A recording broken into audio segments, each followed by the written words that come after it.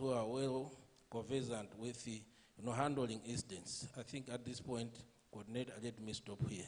Thank you. Great. A round of applause. Great to hear from the Central Bank, Reserve Bank of Malawi. Those are open opportunities to all ladies here. Let's proactively apply, engage the ease that chances Mr. Pemba has remarked. So I'll go on to Mike. And I'm looking at the SOC teams, right? He's responsible for SOC, Security Operations Center. So SOC teams require collaboration and quick decision making, right? How do you ensure women's voices are heard and respected during critical incidences? Thank you.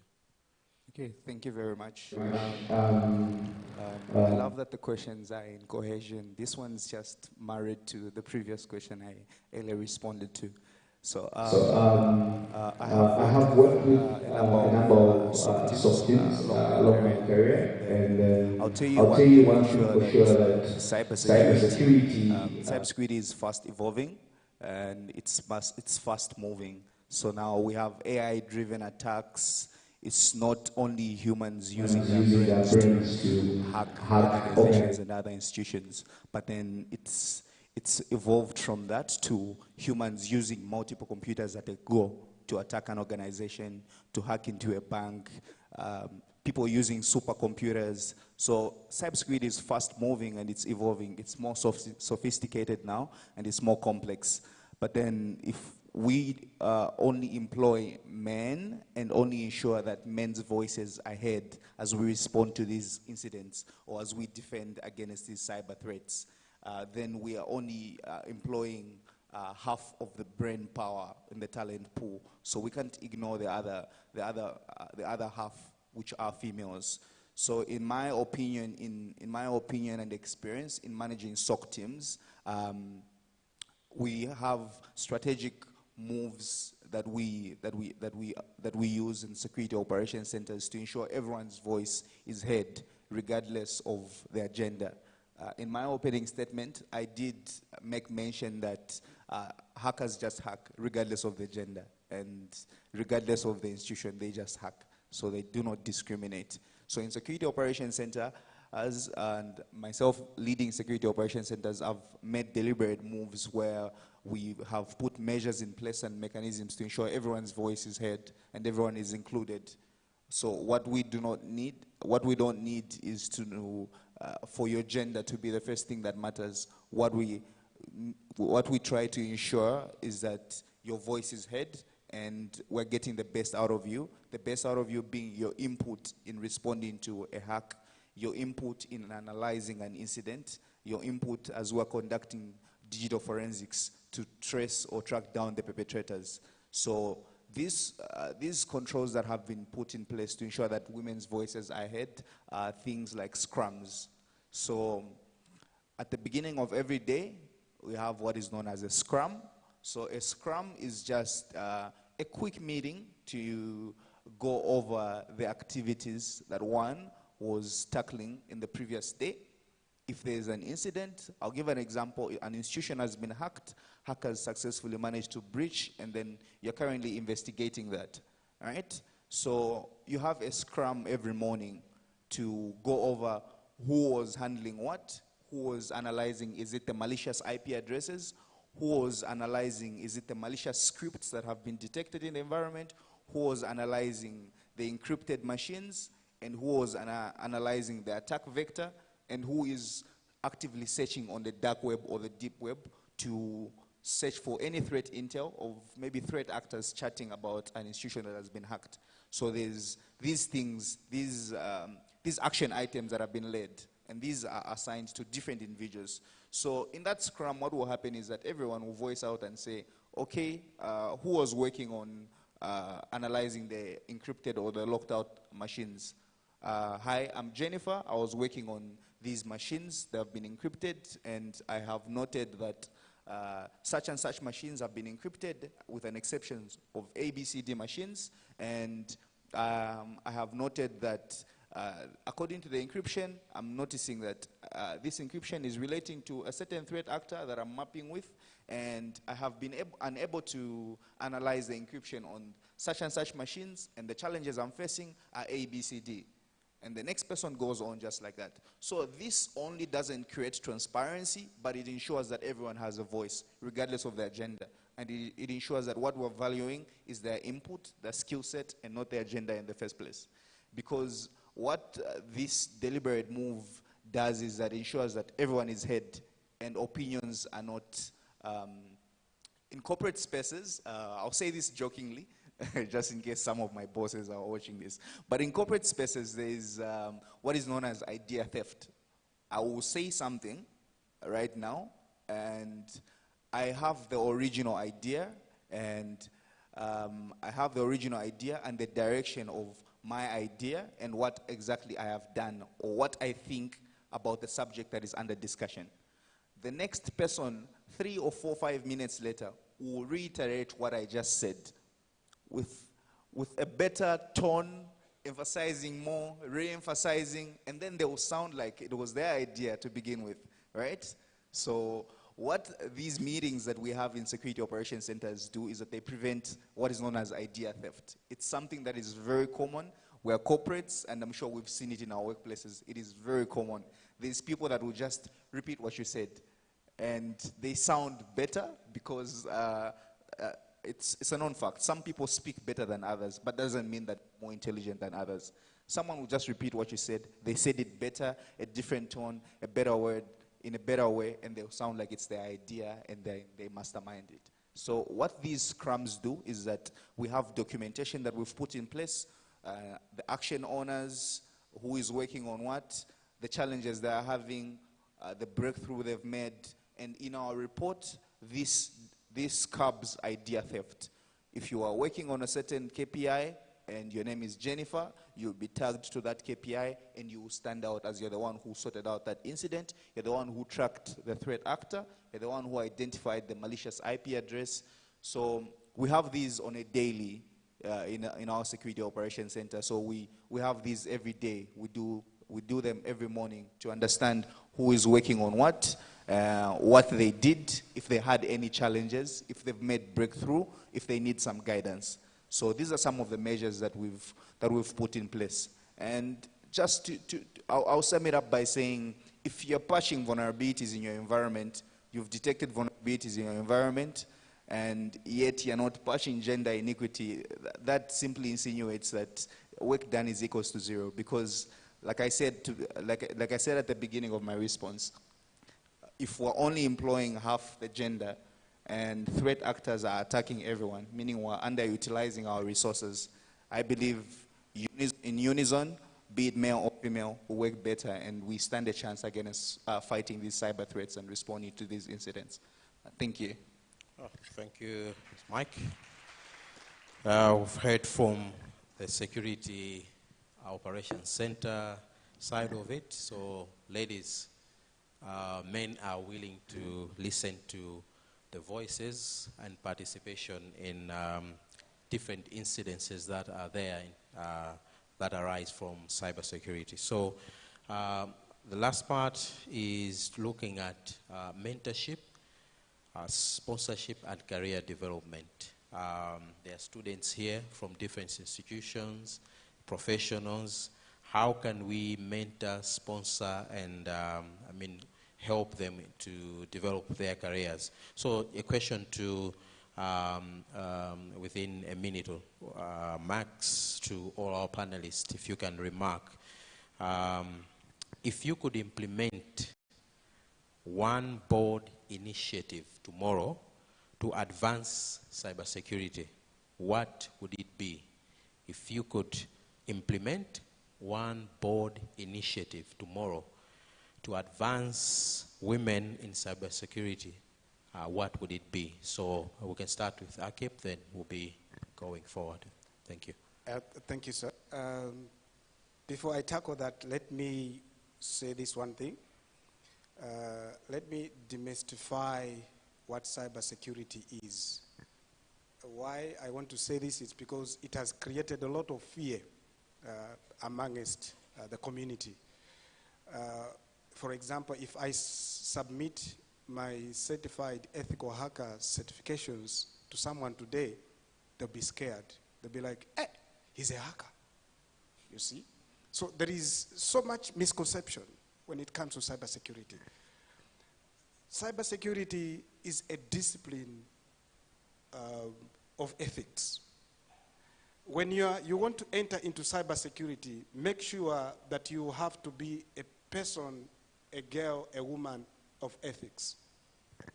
If I am to implement a bold step tomorrow, what I will do is to establish a cyber academy that is going to bring the young people. You know, today we have kids in our homes that are very good in navigating in smartphones.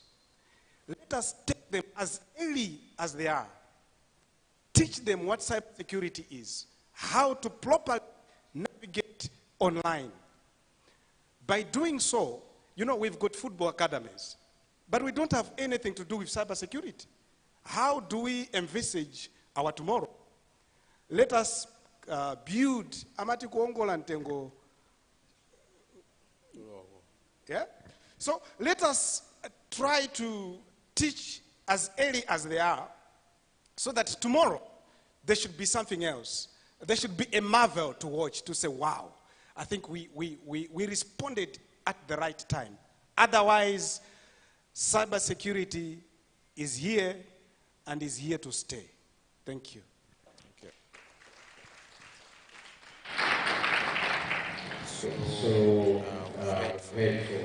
In terms of what would you do as one born initiative to advance women in cybersecurity? So what would you implement next? Thank you. You can go forward, engineer. Okay. Thank you very much. I like his response because it has everything to do with the message of preaching. It has everything to do with what we should be speaking in, matters that should be heard in the first place. There's a big misconception about cybersecurity. There's a big misconception about what we love. There's a big misconception about what exactly it is we do. So that's what we should be preaching in the first place. The question, we want to see what they've done and then mark those KPIs, see if they've achieved what they were set out to achieve. All right? But I would like to shuffle that and put it in reverse. I would create a system where managers or cybersecurity experts or professionals are paired with junior female leaders, junior female analysts. We pair managers, cybersecurity experts, engineers, or professionals with junior female analysts. And how we do it is that we don't mark the KPIs of that analyst. We instead track the progress of how well she's done and how well she's conversant with cybersecurity, how comfortable and confident she is, and how well she's able to respond to incidents, and just basically how well this female analyst has done over the period of, for example, maybe say 6 months. And then that's how we grade the manager based off that. So sort of just put it in reverse. What this would do is that it will create a deliberate environment for these professionals to not only dash work to the analysts, but be deliberate to ensure that these females are included and they are valued and that their opinions matter, and that ensure intentionally that they learn and have the right skill set. Because what this would do is that it ensure that females are able to voice out and they're able to speak out and they're comfortable and they understand that them being in cybersecurity is a norm and not something that is exceptional.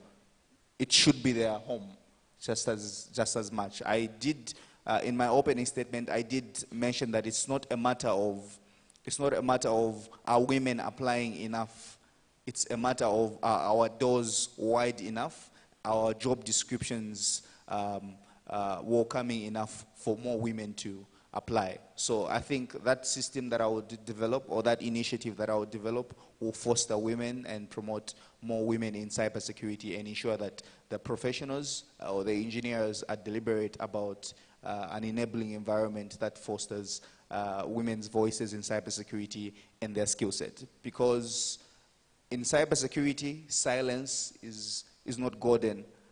As cybersecurity specialists or analysts or engineers, etc., we thrive on alerts. We thrive on detections on laptops, detections on the network, detections in an environment. That's what we thrive on. It's information about those detections that we then go on and analyze. Are there alerts? What are these alerts saying? Is it malicious IP addresses that has been blocked on the network or on a laptop? That's what we thrive on. So in that sense, silence in cybersecurity is not golden. It's actually a risk. So that goes to professionals as well that are doing this cybersecurity. So when women are silent in cybersecurity, that's not golden.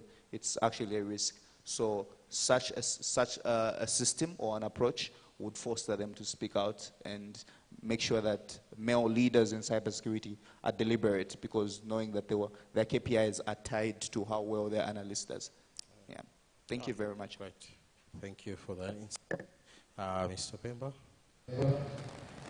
Yeah, thank you, Yeah, thank you, moderator. moderator. Yes, You asked me if I could- one board initiative tomorrow to advance women in cybersecurity. Yeah, there are several initiatives, but since we have just said one for tomorrow, obviously I would do mentorship and networking. Why?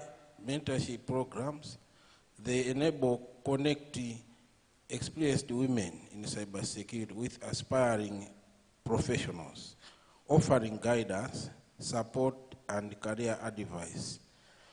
Networking opportunities, they facilitate opportunities for women to connect with each other and build professional relationships through conferences, workshops, and online forums. If I was given another chance to say what other initiative I would do after tomorrow, obviously, I would be attempted to mention the following. I don't know if time is still allowing, but I can proceed for those initiatives that I can take a day after tomorrow. One of them could be targeted education and training. Cybersecurity vocational education and training program. This could develop specialized programs tailored to women, focusing on in-demand cybersecurity skills and offering mentorship and career guidance. And also to encourage online training and tools. These provide accessible online resources to address gender bias and discrimination in the workplace, including self-paced learning models and initiative and interactive workshop.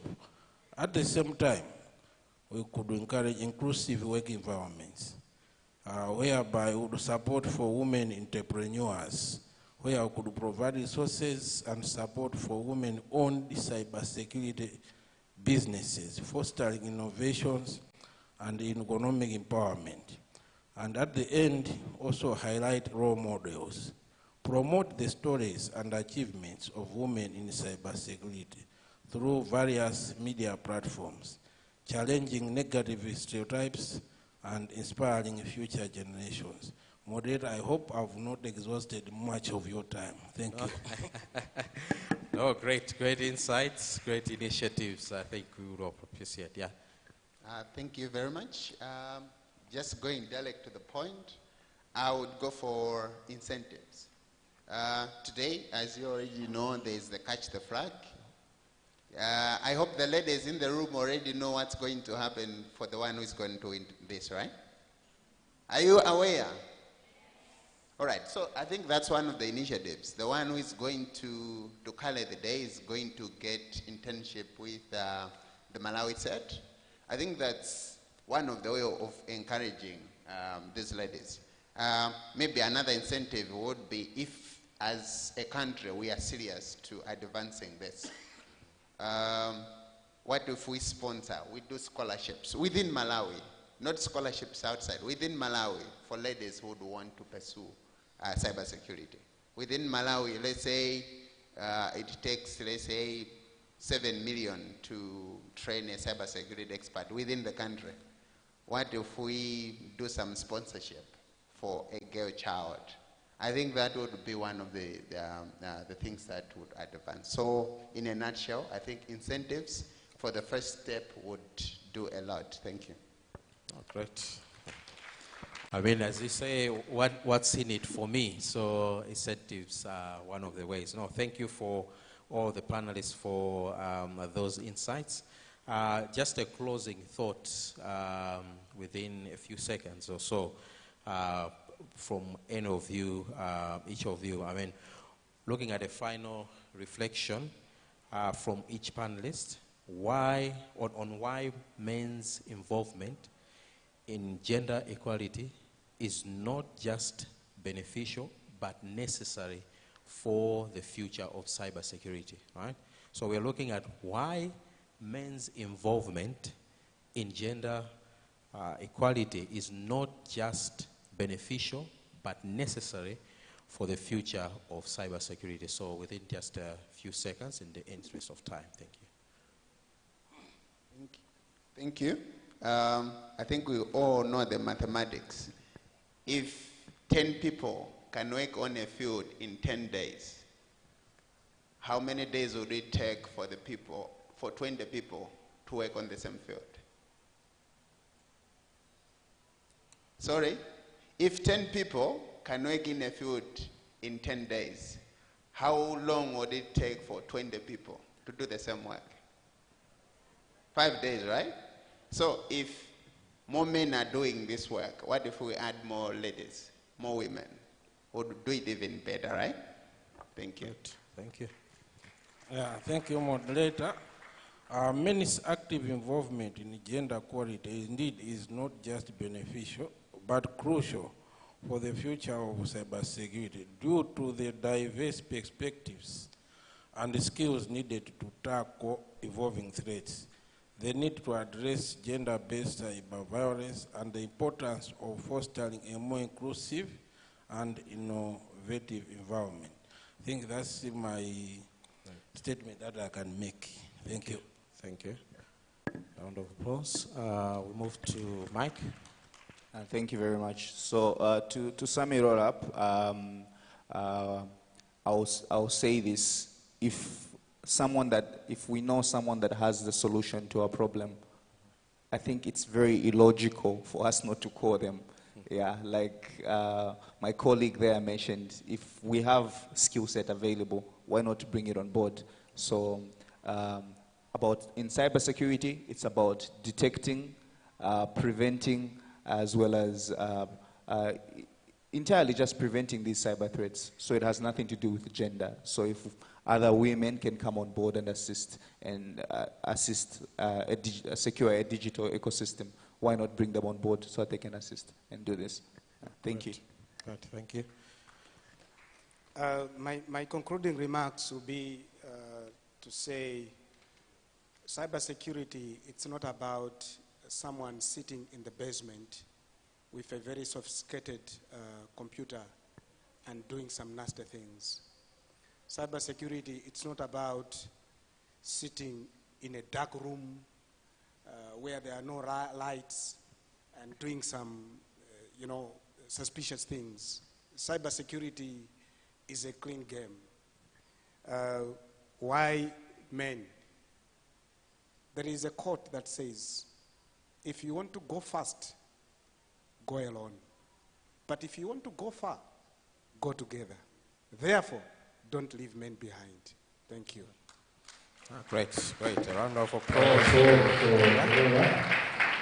And that brings us to the end of our panel discussion, the role of men. So we have heard from all our panelists are responsible in different industry sectors. We have our colleagues from the Bank of Zambia. So ladies, it's all up to us to show that interest, to make a first step to be involved in cybersecurity so that our country, Malawi, doesn't only have men, but we can even have more women than men. So it is possible. As I've said, I think cybersecurity has been demystified in quick nutshells as well. So thank you for all those insights, my fellow panelists.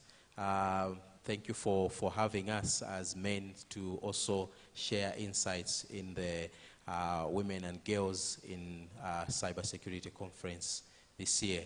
I am Faison Masoa, Head of Sales from Inc. Thank you for having all of us. Thank you. Thank you so much. I will let you take a seat. Thank you to our allies.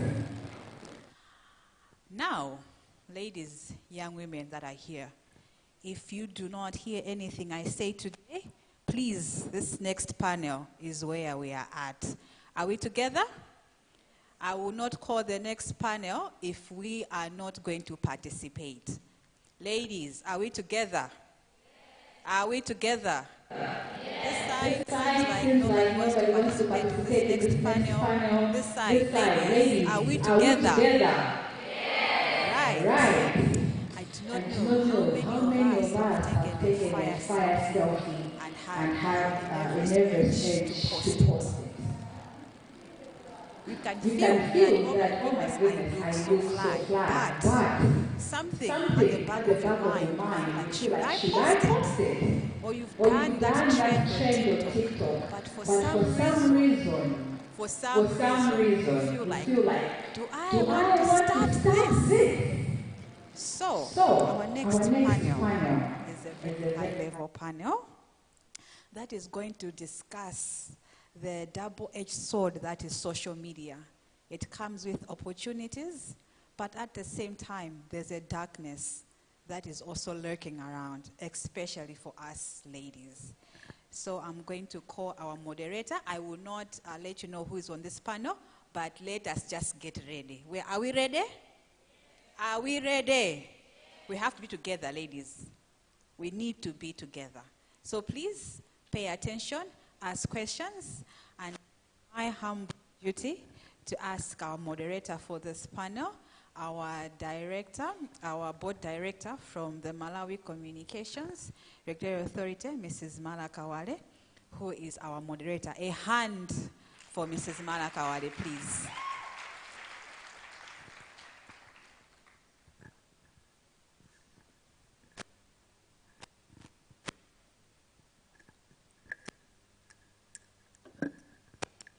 Good morning. Good morning, ladies. I can't hear you. I can't hear you. We need to be alive and active. Good morning. Okay. Are we winning today? How many people are winning today? Yes, I see so many hands, but I also see others that failure. They've told themselves that they are not winning today. But I would want to encourage you to be on the winning side this morning. It is an honor for me and also a profound responsibility to welcome to you all to this important panel discussion. As you've heard, the next discussion will navigate social media's double-edged sword from trauma to triumph.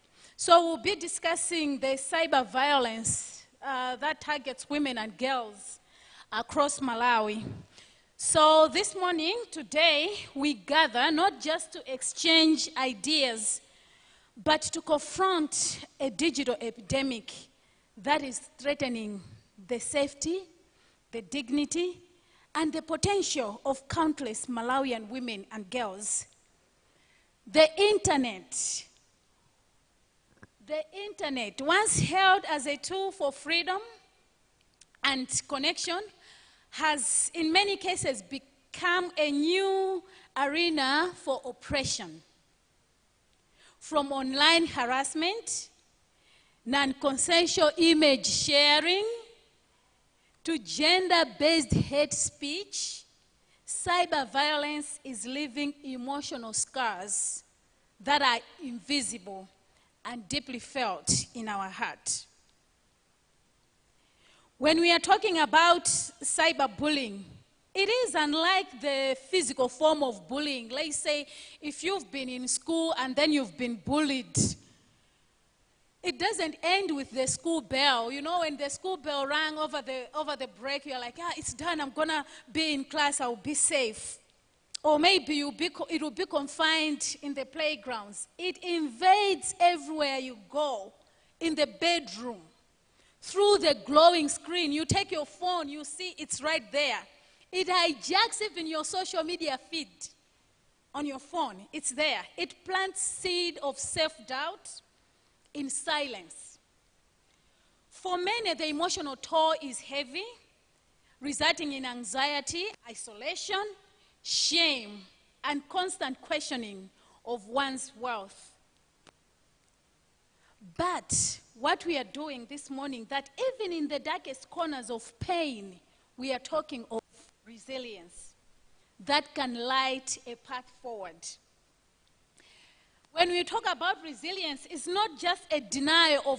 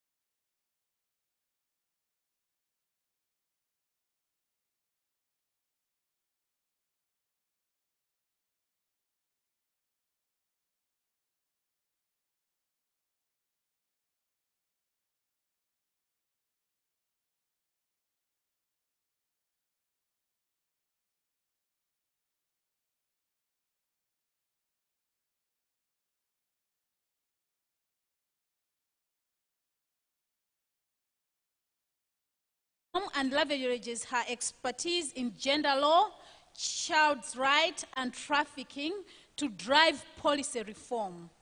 A US-educated legislature scholar from Ohio University and Fulbright scholar as well.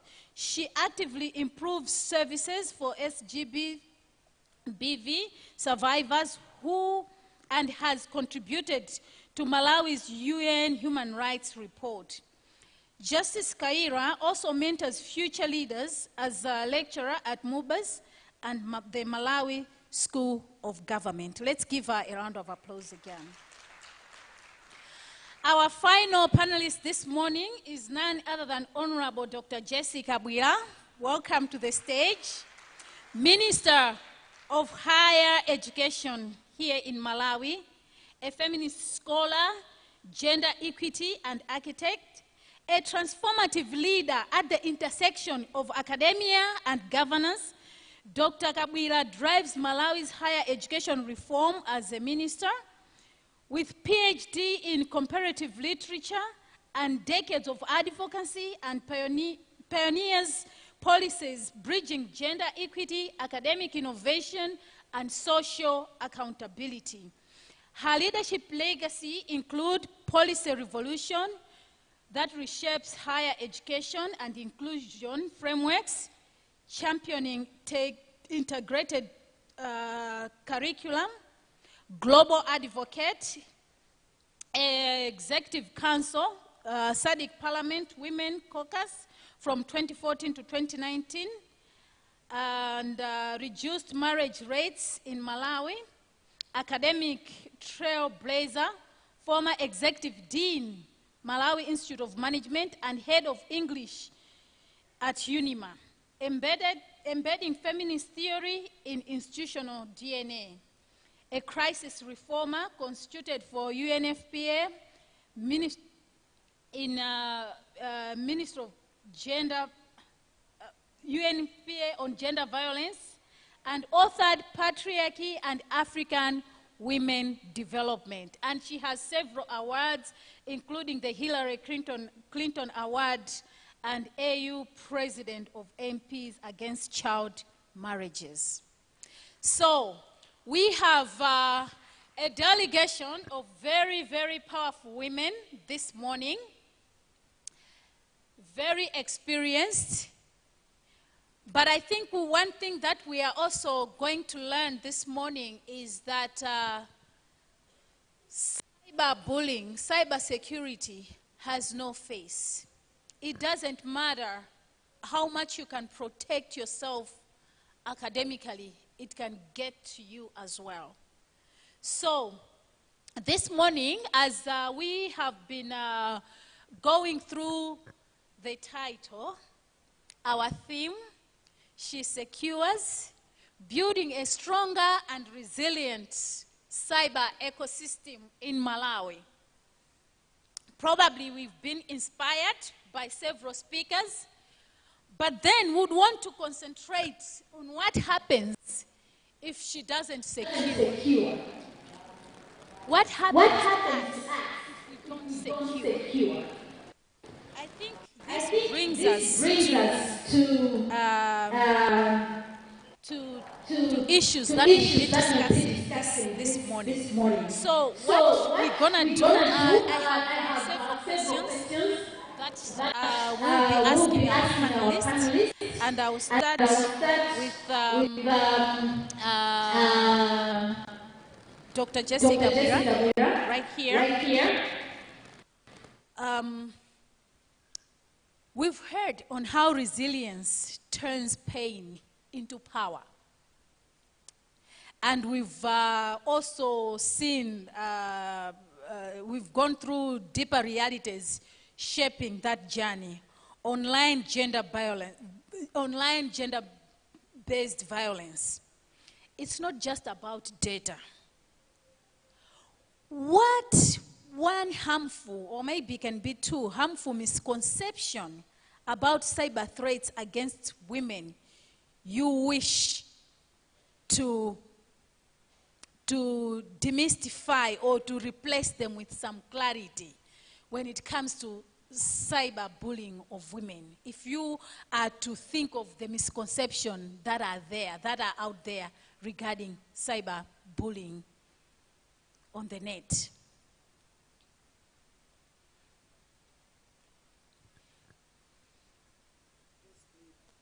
Firstly, let me thank everybody for not only attending, but being very present in this moment. Especially I really want to thank Makra for putting this together, because I've seen a good intergenerational perspective. And for us women, it's very difficult for people to spend on us meeting.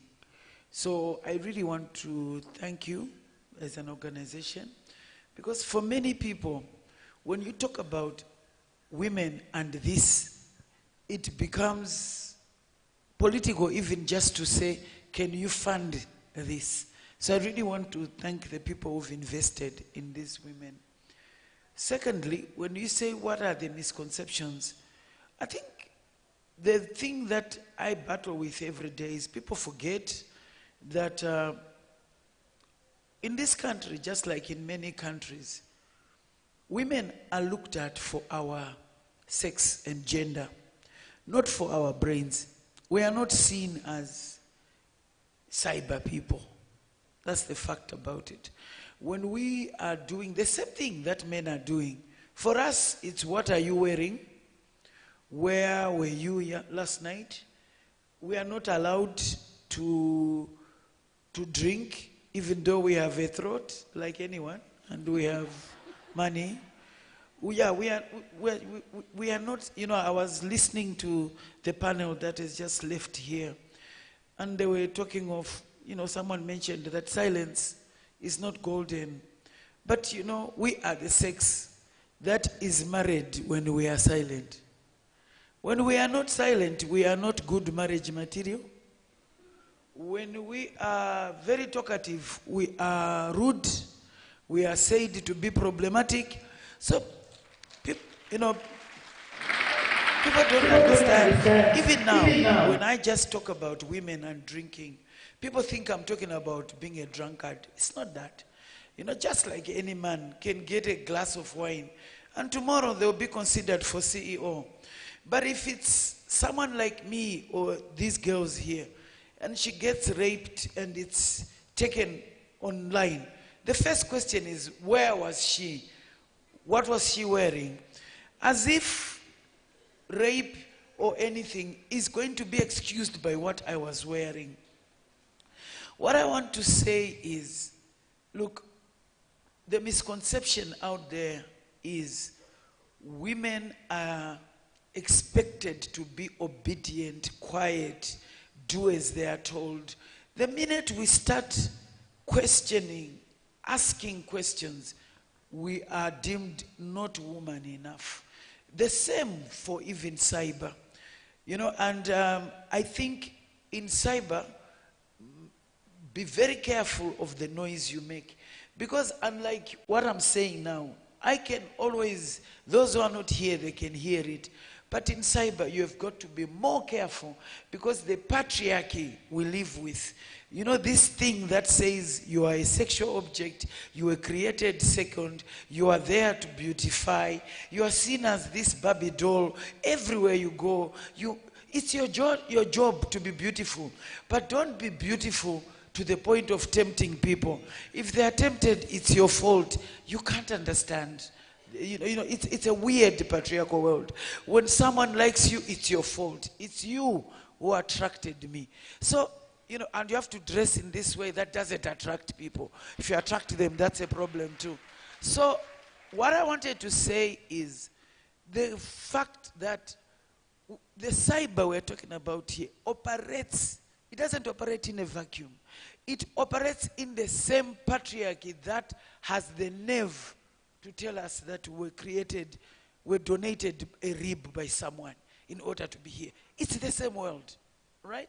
So it's the same boys club, it's the same whatever. And if we are talking about changing, one thing that I would like to appeal here, let's not blame the victim. it's not the women's fault. They are not the ones to blame. And they are operating from structural violence, ideological violence. They wake up in the morning and they are told, be quiet, do as you are told. So I want to applaud the young ladies, especially the young ones here. I know what it means and what it feels like to say I'm here and I am someone. Because we're expected to be Mrs. So-and-so, the mother of so-and-so. We're not expected to be ourselves, right? So, to me, the misconception major is that people think cyber doesn't have patriarchy. Now, whatever we are calling here is operating from a male supremacy principle that says men are stronger, men are more intelligent, men are hunters, women are there to be the goalkeepers that just receive, cook, shut up, give birth, look beautiful, sit where you are told to do. So for me, it's that misconception that needs to be destroyed. And until our curriculum, religion, culture, the way we are brought up at home changes and starts understanding that when a girl is crawling, there is no point to look at her buttocks or her legs. No, look at her brain and say, this is going to be a president. This is going to be a CEO. This one should crawl in a way that makes her a leader. Not that this is going to be someone's wife. What's the first thing that you are told? Sit properly. Your husband will do this. Do this, your husband. You are part of this system that already people have decided. And I have nothing against marriages. I'm just saying they shouldn't be the destination of women. They mustn't be the destination of young girls. Let's bring up leaders. Let's bring up people who make change makers. And they can get married, and I don't care how many times they get married or not get married, but marriage mustn't be the destination. Even when I look at online, the issue mustn't be, oh, she makes a good meal. You know, people even talk about, talking about a person. We need to stop this language. I'm not a meal. Neither am I a dish for someone. I'm just a person trying to make my life, you know, and I can make mistakes. And for me, young ladies, let me tell you, you are not expected to be perfect. You can make mistakes. You are a human being.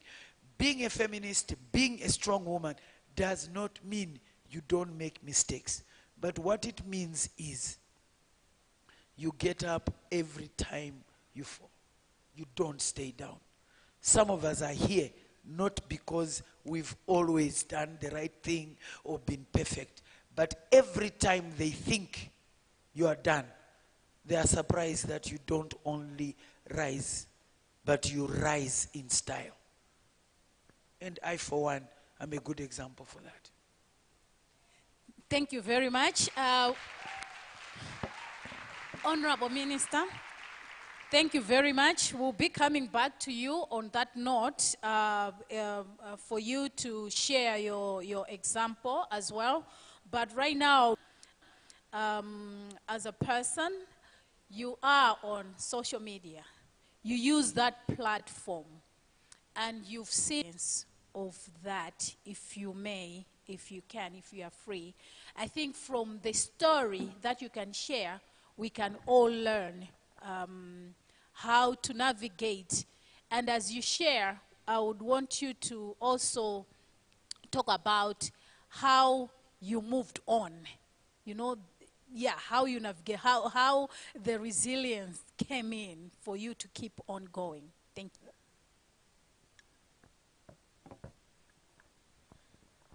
Good morning, everyone. Thank you. So I've been on social media for a long time, and I have been famous. There would be petty things like, oh, she's ugly, or maybe, oh, she has big legs. Things that are not even a big deal to others, but then you know, as a person, you would actually believe them. And I did at some point until I realized that, well, obviously it's not true. And I decided, who are they to define my beauty or define anyone's beauty? So I woke up, I looked in the mirror and I said, I don't think it's me they're talking about, because I am definitely not ugly. I mean, at the end of the day, everyone is beautiful in their own way, and no one can define your beauty. You have to define your beauty. In fact, we're all beautiful in the eyes of the Lord, and I don't understand why anyone would say that. But anyway, moving on from that, I decided that I would not let any hate comments define me. And I thought I moved past it until last year when there was a story going around about late Raf Kasamba. He was all over social media. People talked about how he died.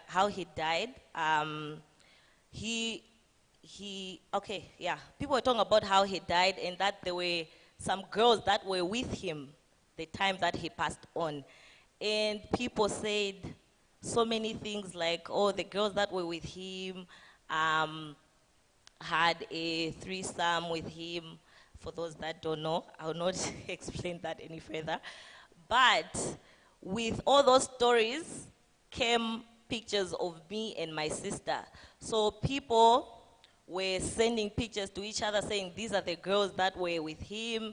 And it was very upsetting. And I remember people were calling me, asking me, and I just didn't understand why. And it was sad for me, my sister, my family, and the fact that people actually believed that was scary. Like, because the first time I heard about it, I was like, oh, I don't think people would actually believe that. But trust me, people believed it. And it was so shocking for me. And to make it worse, I was about 9 months pregnant at that point. And I had to be dealing with this. I had to deal with some phone calls from people. I had to, it was just sad. It was a very dark time in my life. And like I said, I thought that I overcame everything because, I mean, I've been on social media for a couple of years. So I was like, it's not a big deal. But you know, sometimes there are just some things that people will say about you that are just going to bring you down, despite how much confidence you have, despite how much you've tried to be positive. So yeah, it was a very dark time in my life. But, you know, after a couple of days, I decided that, you know what, I'm not going to let this get to me. And some people were even sending me messages like, oh, go on social media, answer people and stuff like that. But trust me, it's not worth it, because at the end of the day, it's like you're fighting with people that don't even know you. Some of them are just so happy about maybe hearing something negative about you because they don't like you for some reason, because that's how the internet is. Trust me. I think for those that are like famous or are known on social media, a lot of people have gone through that. As Honorable has said, I think people just don't like they don't like most women to shine on social media. Once you shine, people will always try to dim your light. They'll always try to say something negative about your life. So if you just let them do that to you, you're not going to enjoy social media. Trust me, there are so many other good things about social media. So if you let people dim your light, you find that you're not going to enjoy the platform. So yeah, so that's how I overcame it. I decided I am not going to address anyone, and I tried to fight it the right way by maybe reporting it. Of course, I think it didn't work out because at that point, I was also just not there. As I said, I was about to have a baby, so I couldn't deal with it. But I would say that if it happened to me now, I would deal with it differently. And I think Magra has already explained that you could always you know, you could always approach them on things like that, people who are spreading like fake information about you. These days, there are so many laws that help victims of cyberbullying. So, yeah, this is how I overcame it. I just decided that I'm not going to let them dim my light. I'm just going to continue being my authentic self, and yeah, that's about it.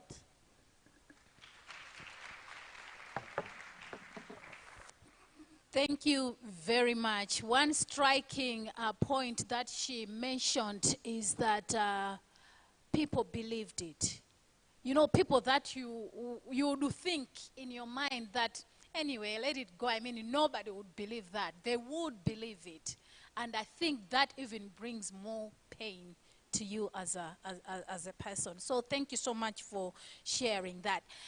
As we continue sharing this morning, I'll go to Honorable Finance. If you can share with us as well, because for you, you were not on social media. It wasn't like you were using social media. So sometimes bullying comes to us even when we are not on the platform. You don't have to be on the platform. You don't have to be on the internet for you to be abused by cyber bullies. Sometimes you are just seated, you are shunning away from it, but it still gets to you. So I would want to ask Honorable Finance if you can share with us on that aspect regarding cyberbullying, whilst you are seated, not even doing social media thing, but it comes to you.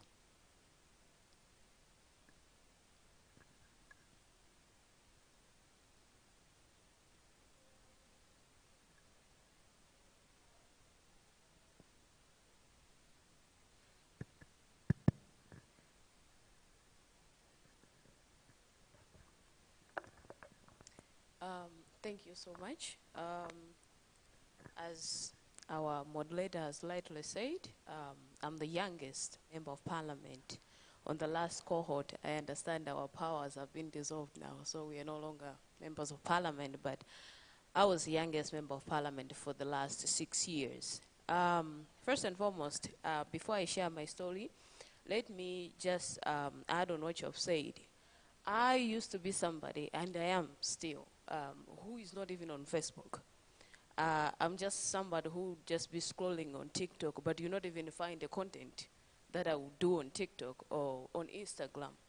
I would just be someone who concentrated on WhatsApp, my work, and everything else. But I was not somebody who was involved on social media, but still, I was a victim. A few days after I was elected, I took an interview. We're doing something about a bridge. It was a project in my constituency.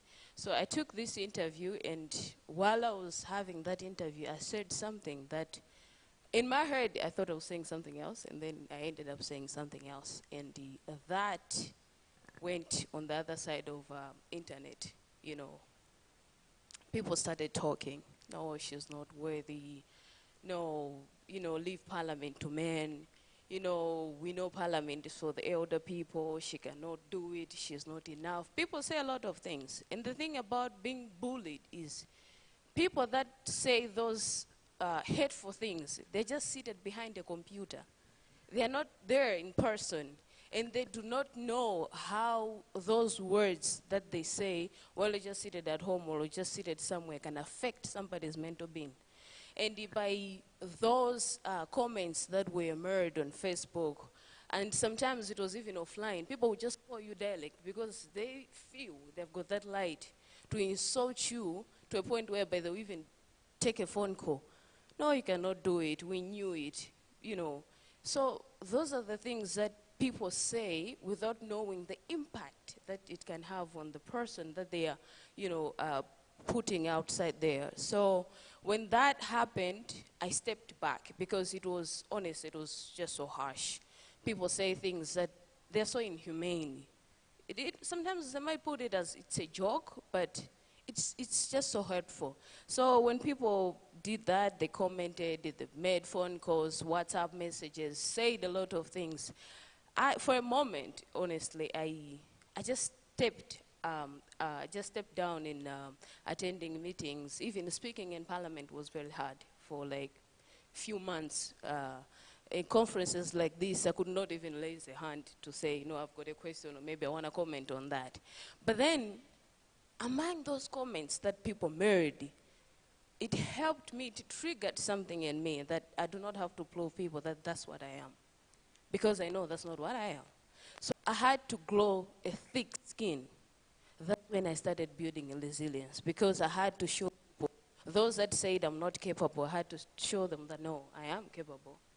First and foremost, you cannot define fineness. I am fineness. I know what I am. So you, by saying these things, the thing about the people that bully, they bully when they're threatened. When you threaten their presence, or when you threaten what they believe is what you are. So when you threaten, that's when people now try to bring you down, try to tell you that, nah, that's not how we view you. That's not how we position you as a person. So I built on that. This resilience that I built in is not for everybody. Let me tell you something. People, when they are bullied, sometimes people go into depression. And it's unfortunate that oftentimes we expect people to rise and come to our rescue. Some people, yes, they get that kind of support, and there are still people in this room or outside that they don't get that support. So at the same time, when you are facing things like this, I, for one, I chose just to take a moment, pause, and find ways that I could prove myself that I am more than what people said on that interview, and I am more than what those threatened of my presence think that I am. And upon learning that, upon gathering myself again, I went back into Parliament and proved myself. I attended conferences like these ones, asked questions, made my story went viral, said more about my experience, the things that I learned throughout that journey, and the things that somebody else might learn.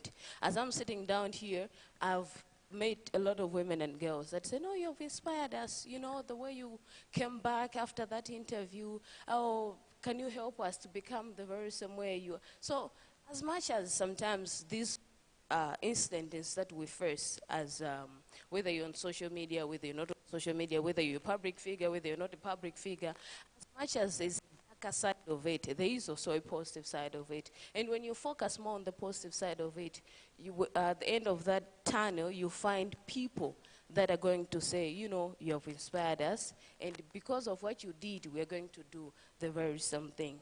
And at the same time, you find people that go into depression. If you have got those kind of people, and if you have got a friend that have faced the very same scenarios that a lot of us have explained here, please take a moment and just listen to them. Because oftentimes, just by listening to somebody's experience or just being there, it means a lot. And by just telling them that, don't worry, it's going to end, eventually you're going to find yourself again. It means a lot, because we don't really come through for each other. But some they do, and that's the beauty about it, that by the end of the day, we know that we as women and girls, we are capable, and we are more than what society defines us to be. Thank you.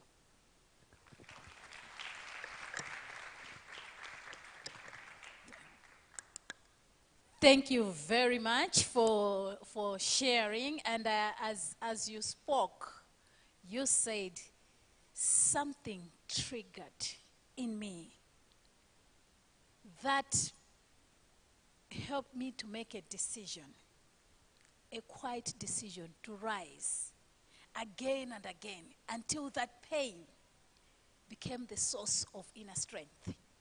So that's very, very inspiring. So as we continue, as we are talking of these issues, sometimes we are not sure what to do when it gets to us? Where do we begin from? And sometimes we navigate through the battles. You're like, oh, I don't have a lawyer. I don't know what I can do. I don't know what this is. And I don't know what to do. And we are troubled. And our hearts are not settled. So now I go to Justice Kaira. If you can just enlighten us regarding where ideals meet reality, the victim's face. What's one loophole that you see in Malawi that lets cyber bullies escape?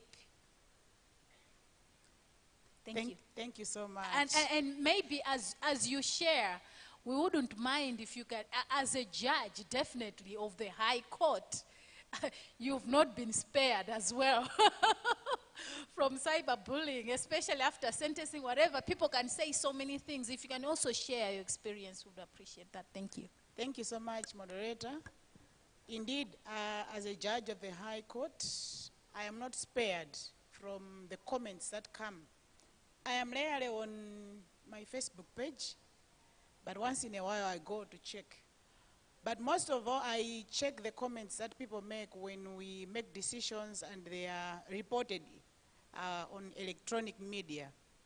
So in my first year as a judge, this is my 4th year as a judge.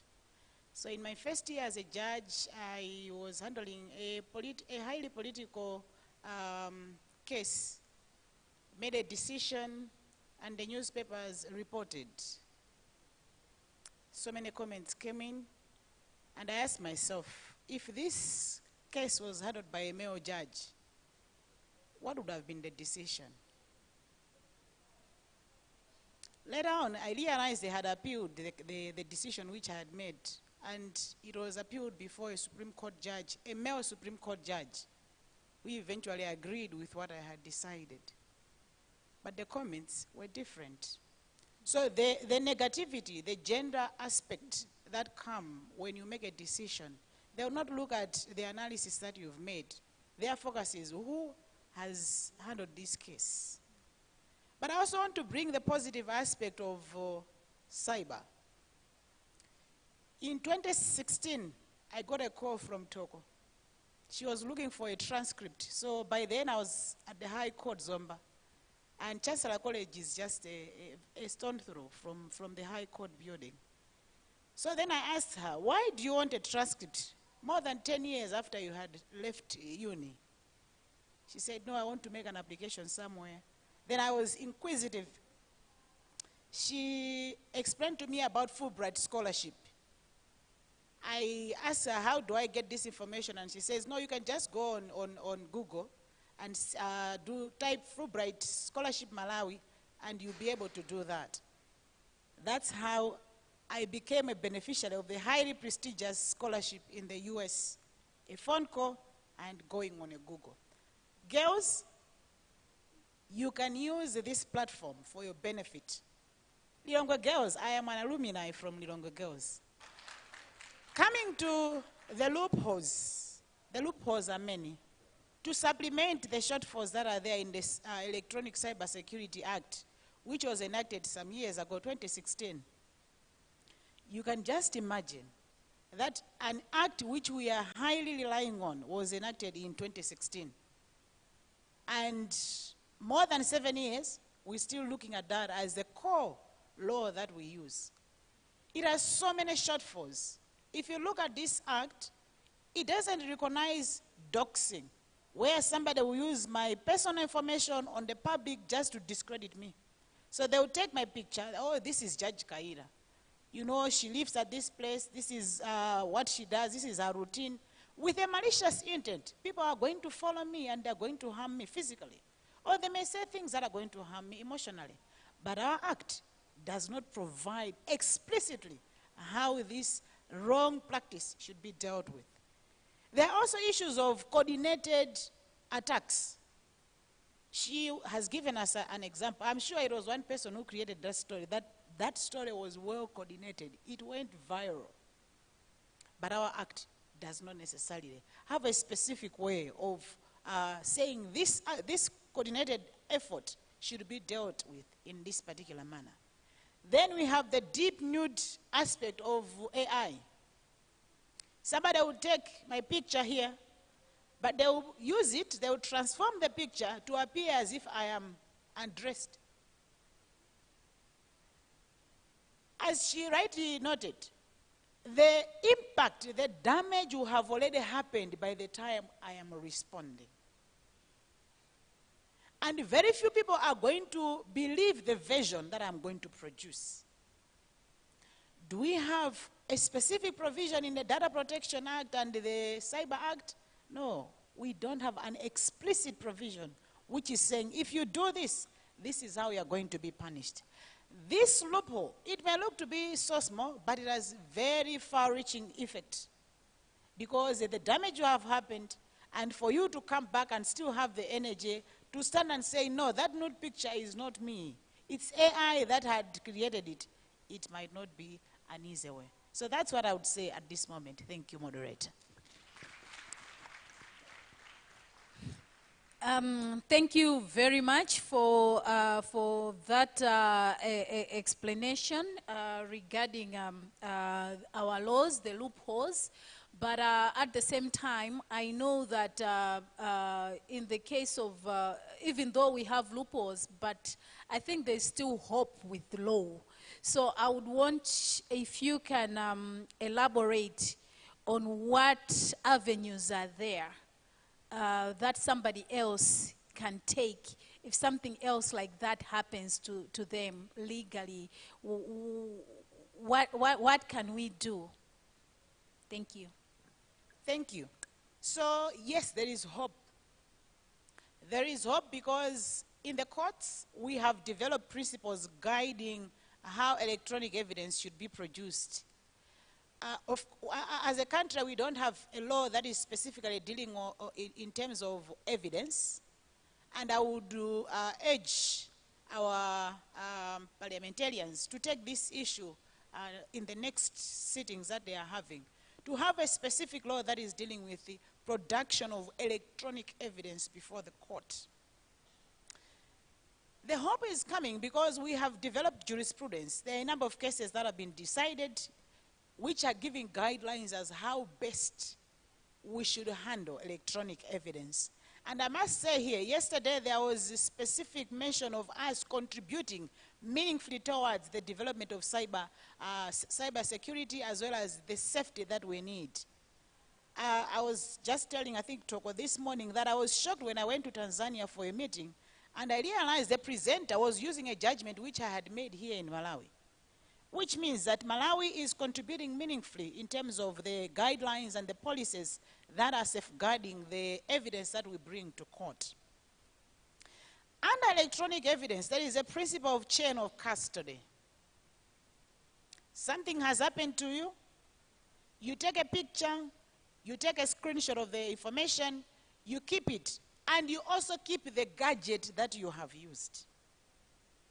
When you come to court, we don't want information that has been altered because the integrity of that information is very much important for us to say that this is credible evidence, to validate what you are telling us. So the phone that you are using, the screenshots that you have taken, but also you can keep them in an email. So you send maybe your colleague or you send it to your lawyer and you clearly label it, that this is information that I'm giving in as far as the abuse or the sexual harassment that related to me is concerned. So the case that I'm referring to, a person had taken pictures, a video, and of course some aerial photographs of a scene which they had used to come and support their case. Unfortunately, the issue of chain of custody in terms of credibility and also integrity was not followed. So the phone that was used to do that was never brought to court. The person who was taking the photos was never in court as a witness. And the pictures were not properly stored because electronic evidence is treated in the same manner we treat DNA. Very sensitive material which can be easily altered because we have AI. A person can bring a picture of Jean when actually it was Finest who was there. So you don't want just to accept evidence just because somebody is saying, I have these pictures. We want the authenticity of that picture to be properly explained before it can be used to make a decision. So let's not lose hope, but let's make sure that we keep the original information intact. And the one who has authored that information must be more than willing and ready to come to court and explain. Most people don't want to come to court because they fear cross-examination. The courts have been given mandate to protect a witness. So if somebody is asking a question that is irrelevant, the court will intervene and say, no, we are talking about this picture. We are not talking about yesterday. Can we focus on the picture? Thank you so much.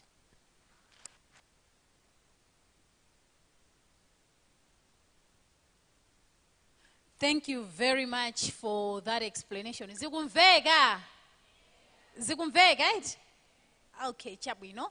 And that is also like a lesson to each one of us. In this room, definitely, we have some cyber bullies that are here seated.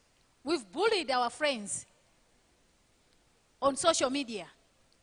Many that I'm like, many that figure I'm we've already said something else that is hurting somebody right now. And sometimes it's us girls, instead of protecting each other, we are the ones who are perpetrating these habits. So as we are continuing, before we conclude, I would want to take it back to you, Dr. Jessica Bwira. You had also mentioned that you have been a victim. If you can share that, but as you do that, I would also want to hear now from your side, because you've talked that aspect of being a woman, how we are seen. How can men in power become true allies, not just supporters in this space? I will start by sharing, and I'll try to be very brief. My experience, I would say experiences, because as a politician and a leading figure in the community, yeah, I've been in under attack many times. But I think I'll focus on the latest. I think you all heard a time when a minister decided to talk about my face more than my brain. Decided that, oh, you do not put on makeup. Oh, you need to buy some powder and whatever. That was a very regrettable moment, and I must say, for the women, especially the young women, many people needed to know how I reacted to that. I wasn't happy, and I've approached the relevant minister. I must say he accepted where things went wrong. But what happened afterwards is what now brought the cyberbullying. Because after that, I now became a subject of a whole rally where people, someone picks up people who believe in making up their face. I'm not that type. I'm happy with the way I do, and I have my own makeup, and the makeup, that I focus on a lot is simple. I'm someone who grew up, with what other people would call weight issues. I grew up at a time when it was very fashionable for people to be slim and to be light, and I was neither of those. I am dark. I have a voice that some people, even when they've not seen me, they say, "How are you, sir?" They think they're talking to a man. So I'm used to being on the wrong turn. I grew up in Zimbabwe at that time, and it was a time when people wanted you to have what they called an English figure, which is slim and light in complexion. And like I've said, I was neither of that. But I'm connecting this, that when this particular politician stood up people and said, "Look, can you see they're light in complexion, not that woman who is ugly and she looks," and he had the nerve to say, "I look like Gule." Now, that's very politically contentious, because being a Malay Congress Party spokesperson, Central Region person, you talk about that, you are now getting into very dangerous territory. But I did not, but at that time, what I want to share quickly is what has kept me going. For me, even when I was growing up, I had to come home to myself to make peace with who I am. And it's not easy. It's a journey. I grew up at a time when people wanted me to be slim, and I've gone through diets, name it. I wanted to walk into a room and be a showstopper. Guys must like me. I went through those moments. But I reached a point where I had to say, I need to come home to me. And the issue is, I've always said the longest journey was to come to a point where I'm self-determined, where I decide what is my beauty. So I knew people wanted me to be slim. I couldn't. I was a big baby. I've grown up with this fat throughout.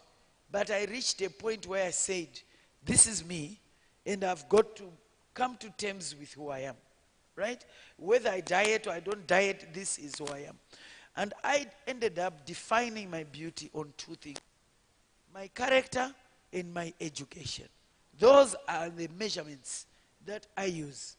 That is why when I get into a place, I feel beautiful, not only because I'm well educated and I am the character that I believe I've wanted to mold, but through that, I want you ladies to understand, I've also come home to my looks. I'm at peace with the weight I have, which I regulate on my own. No one comes to tell me that you've added, you've lost. And I've come to a point where I say, those who don't like what they're seeing, look away. I'm happy with what I am. Right? And I want everybody to understand that as for me, any room I get into, I know if anyone makes the mistake of having a contest of legs, I'll beat them. I have very beautiful legs, and I'm happy with them, right? If anyone makes a mistake of saying, "Azmai, yangananuku," no one machine. The point I'm trying to get to you is, wait, that's who you are. If you don't, but don't let someone come and cut and paste and define who you are. That's not going to work. And through there, have your cardinal points. If you are a religious person, do that. That's who you are. And you know what it is all about. For me, I've pointed my issues on number 1, my education. 2, my character. 3, the strong attributes I have in my body. And when I am doing an outfit, I do an outfit that enhances and accentuates what I feel. And when I'm getting out of the house and I've put on what I like to remind people I'm not dressing for a certain man. I'm dressing first and foremost for me, for myself. If someone likes it on the way, that's fine. I'm not, and you know, if you want any part of this, come and negotiate.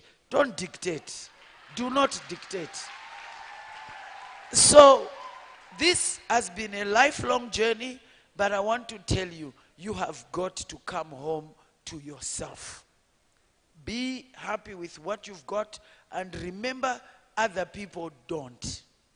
So be grateful. Now, just quickly going to your second question.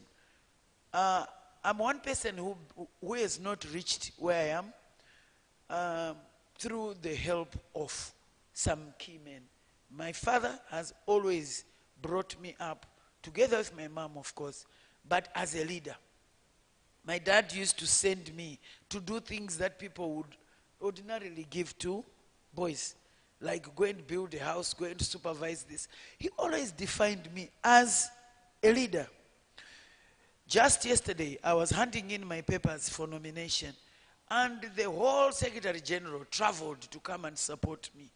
Yet, at a certain time, people were thinking Jesse is not wanted there because of things that were going on.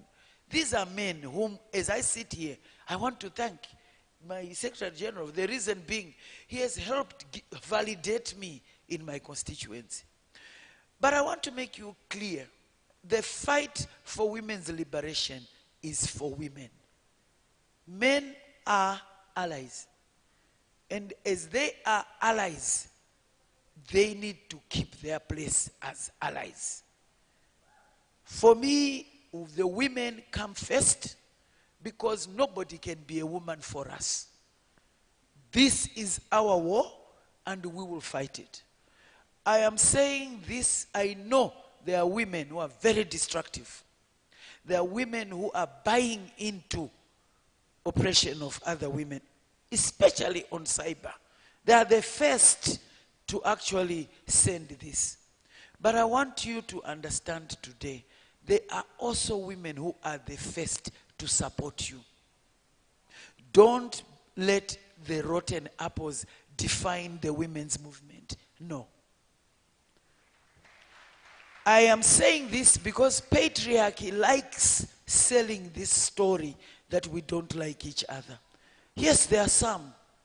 You know, this is the same as saying there are black people who don't believe in the freedom of black people. Yes, they're there. But majority of us black African people, we are not people who want to derail the movement. I want you today to remember your aunties, your mother who kept you to reach, your father who supported you. Look at the other women. Today, I think you saw Finance came, she greeted me there. She had no choice. I mean, she had a choice to just pass. We come from different sides of the aisle. But she sees, she meets me. She is coming to talk to a sister. Yet the story out there, people want to report that when Finance met the judge, she met when I met them. In other words, this world focuses on our fights rather than our strength. If we women don't believe we are the solution, we will be following patriarchy up to the end. We do love each other also. Yes, there are some people who don't, but I want to challenge you today. Most of them, it's because they are being sent by the men who control the power behind them, or they are trying to preserve the little power they have. And today, I want you to look at the sister next to you and say, I see you, warrior sister. I value you, warrior sister. I will do all I can to make sure that I don't extinguish your flame. Many flames means many women flames. Tikakhala ndi maflame ambiri as my, then we've got a bigger women flame. And nobody can shine the way we shine. We are unique. God had a purpose in making us. So for this, I want to say yes, thank you to the men who don't fear strong women. Thank you to you, and may you continue working. But when it comes to the front line of freeing women, make sure you push women in those positions. We should not find a panel of men at a women's conference ever again. Thank you.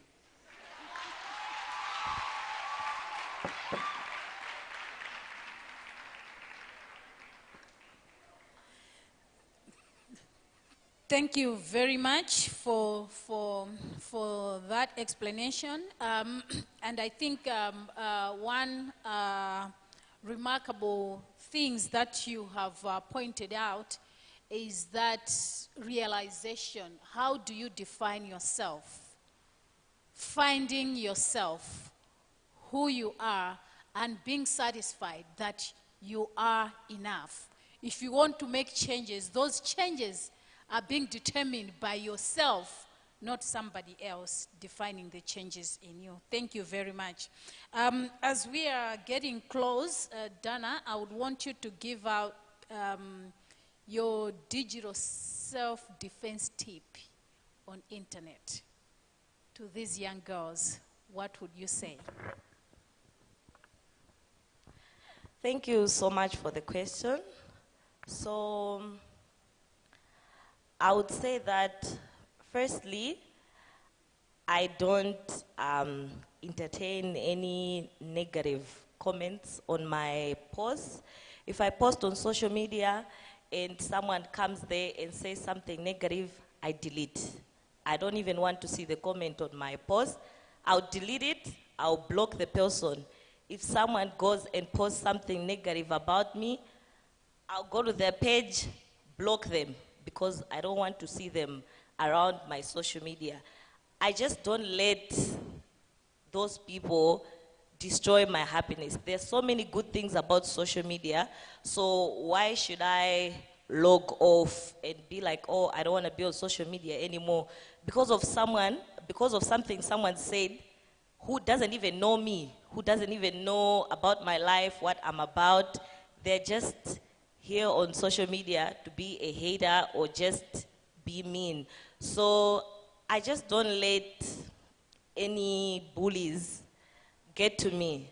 So I delete, and I think right now on social media there are ways where you can filter comments. Like if you don't want someone to talk about a certain topic on your page, you just go and filter that exact word. And when someone comes and writes something about it, it doesn't show on the page. You have to approve it if you want it to be shown. So that's what I do. And when things are happening and people are posting like on so many pages, and some people will even come to me and be like, oh, you know, on Facebook, people are talking about you, saying this and that. You need to go read the comments. I don't. I don't even go there and read the comments, because first of all, that's what they want you to do. They want you to go read the comments and feel bad about yourself. And you know, there's a saying where people say, what you don't know doesn't hurt you. Trust me, it's true. If people are talking about, actually the reason why people talk about you is because they actually want you to be heard. So if you don't see what they're talking about, how are you supposed to be heard? So if someone is saying anything negative about you, and mostly they're just bored. They want to entertain themselves. They want you to go and engage with them. They want you to go and fight with them. And trust me, it's not worth it. The other thing I do is I don't fight with people on social media. It's a little bit hard to, because you know, sometimes people are saying,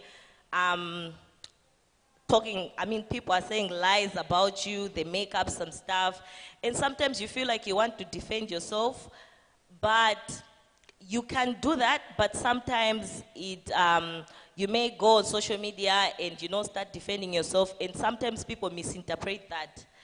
They will put words in your mouth, and sometimes it just isn't a good look, especially if you are a professional person and you want to work with brands or you have a business. You find that sometimes there are some things that you would say that you didn't mean, and people can use that against you, because you know these days we live in a digital world. So sometimes you might even want to apply for a job, and they are going to dig up your social media and be like, oh, you know what? You were fighting with this person on social media and you say things. Because at the end of the day, when someone says something mean, you may want to say something mean back to them.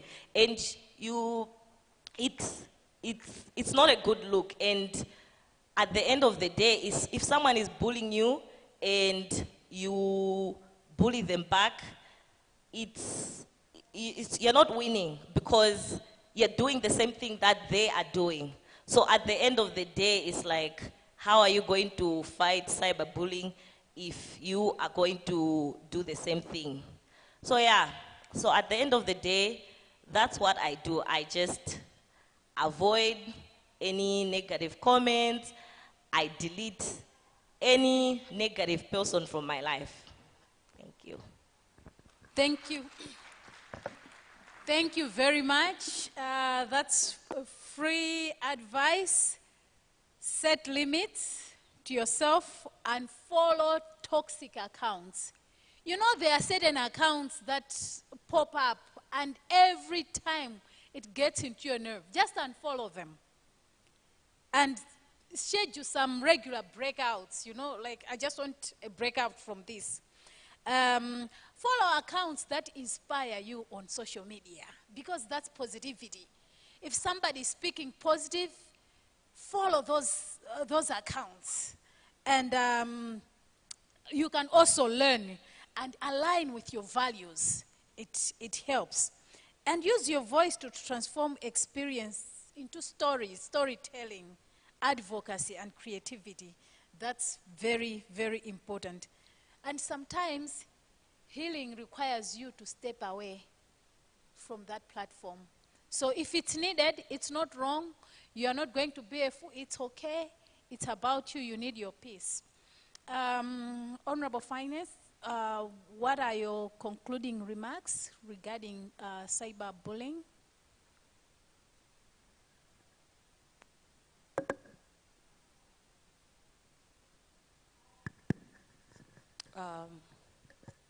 My concluding remarks will be, first and foremost, as much as you're in a dark place after being bullied a certain extent, you know, silence, yes, might solve it, but certain times it's not silence that solves it, especially as women in politics. Honorable Minister can agree with me on that one.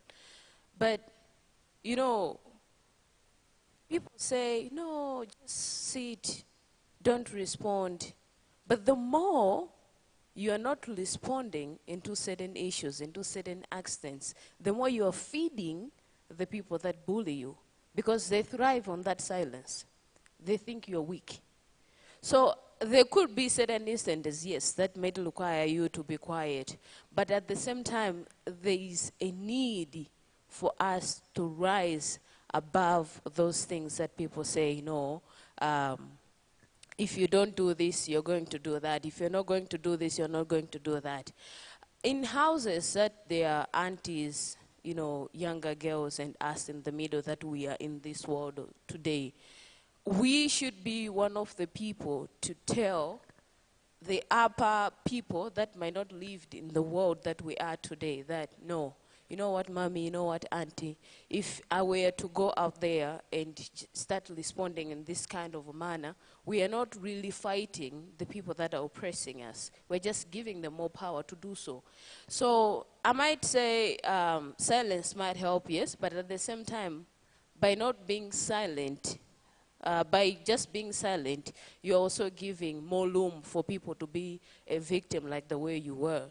At the same time, looms like this, it's an opportunity for us to network. I, for one, have always been one of the people that I will go to people like, for example, the Honorable Minister. She's one of the people that almost every rally, almost every function, when people are being talked on the other side, she's always mentioned. And you go to people like that, how do you manage? How did you manage to adapt into this environment? How do you get yourself into this kind of chaos? When they tell you one or two things, you take that and you apply it on yourself. And then you find yourself that you are better. But at the same time, bullying is something that happens almost at every angle in this world. And I might ask Honorable Minister that when you are trying to amend our curriculum, can you please add these topics to our schools? Girls should be taught at a young age, in primary schools, in secondary schools, what it is, what are the effects of being bullied, what are the things that are being hidden behind the people that come and say, no, a woman should be defined in this way, because they've got ulterior motives. So if we are going to educate the mass out there, especially in the rural areas, I understand Magra is doing that as well, but as well as a minister, you can also adapt to the same environment whereby we can go to places like Machinga. They might not know. I mean, they might be able to use WhatsApp, they might be able to use any electronic platforms that people chat, but do they know that in cyber there is ABCD that Makra is doing? In Makra, there's these programs that are being put out there for women to learn, for girls to thrive on. So I think as much as quotas are necessary, workshops are necessary, but I think we should also have a different approach to those that may not have phones, those that might have been a victim in the villages, but they do not have a voice to reach to Macra or any other platforms that they might report incidents like these ones. And in my conclusion, I just want to say, every woman, every girl was built differently. You do not have to be Finance Magonja. You do not have to be Honorable Minister Jessica Bwira. Whatever you are pursuing now, as hard as it might be, as many obstacles you might face along that journey, what you have to focus is you getting to what it is that you want to get. Zone says is easy to magumana nazo along the way. They just shape us so that when we get to our destination, we should be more brighter, we should be shining as what we are meant to be. And when sometimes you are exhausted, sit back, like she said. You sit back, take a moment to rephrase. Even if it means just stepping away from the media itself. Kabasi, you look around. There are women in your family, there are women within your community that you rely on. Talk to them. Get one or two things to do while you're pausing on the destination that you know you're pursuing, you are going to. So it might not always have to be the beauty side of the media itself, but the negative side of it, let us take that and apply it on ourselves and just use that to shape our skin. The more we are shedding, the brighter we are going to be. Thank you. Thank you very much. With those remarks, and I'll give it to you, Justice Kaira, if you can also make concluding remarks. And in your concluding remarks, I would appreciate if you can also advise the audience on the usage of internet so that they are safe and then they don't get on the wrong side of the law. Thank you. Thank you so much, our moderator. One advice, be wise. When you're using the platform, be wise. And in the wisdom, you choose which battles you are going to fight, which battles you are going not to fight. Time is going to vindicate you. Over and above that, as you are exercising the wisdom, you should not be the perpetrator.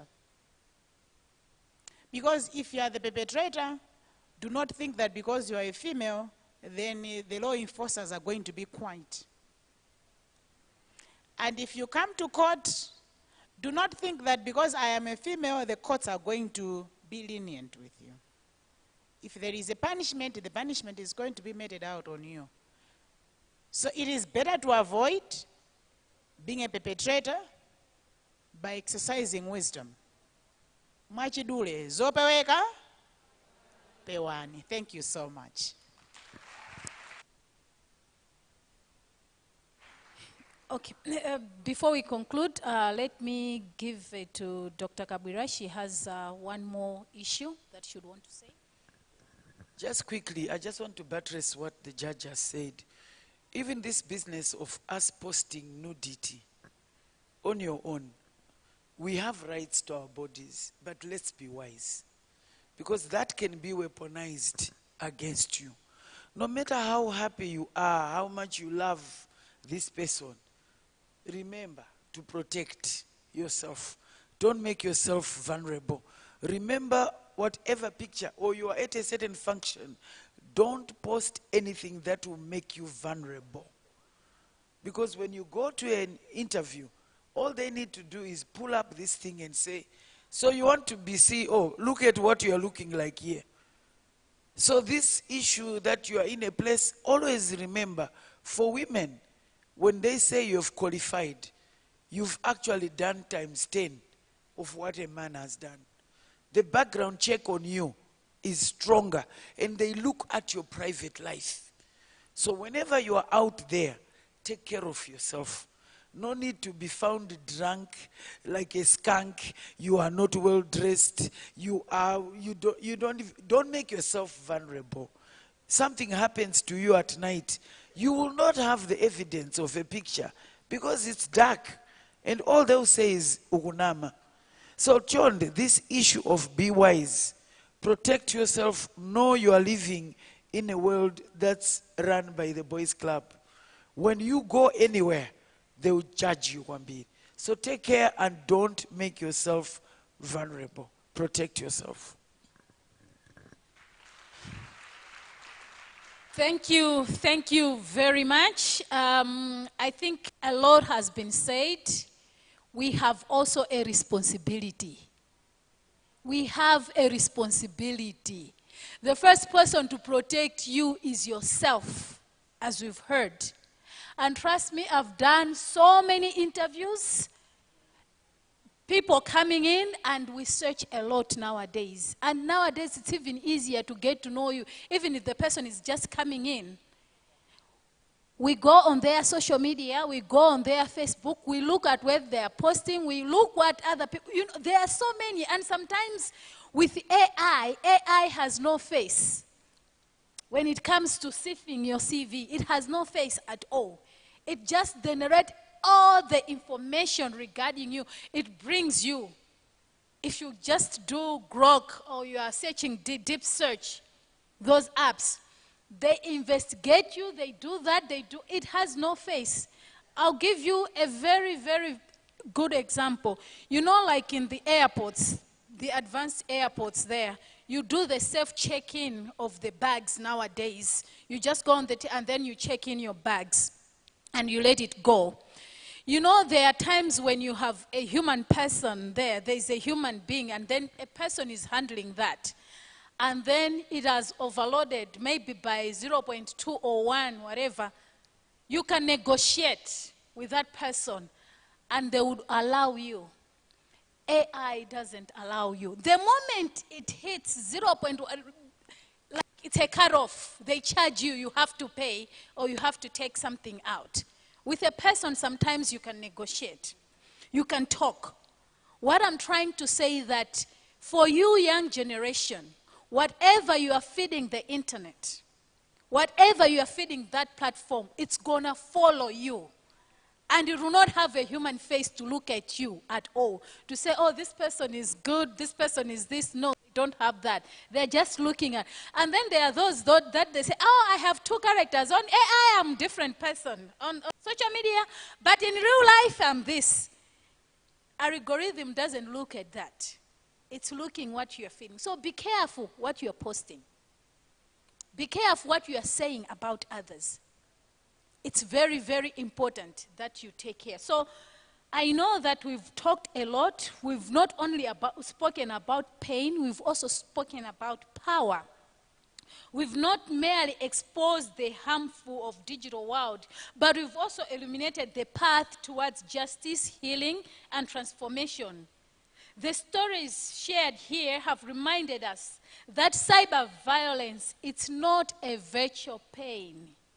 It is real pain. But we've also seen how real resilience is.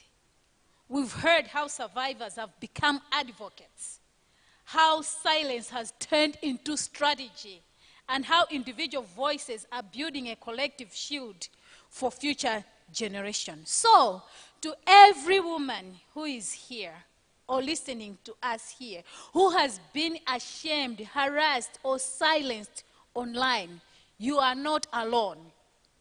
All of us have been there.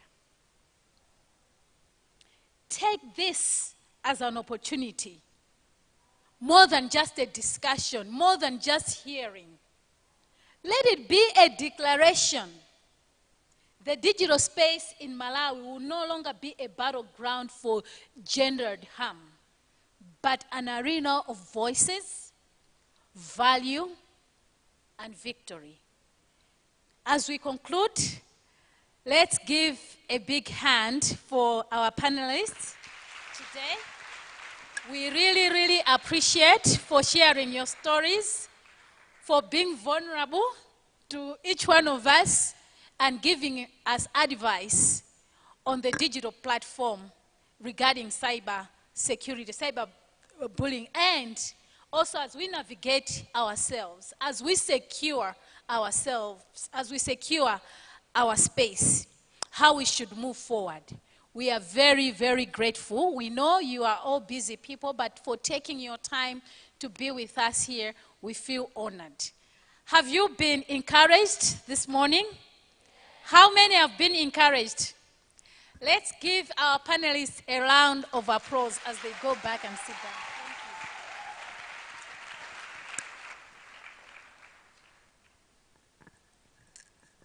Thank you so much. Let's break for tea. So we've got 2 more presentations and another panel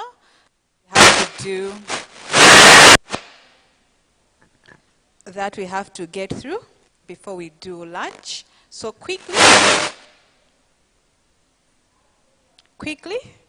let us grab our tea, and then let's come back and sit here, and then we are going to go through our next presentations. For our speakers, we are going to have our tea in the next room, which is in Bicc.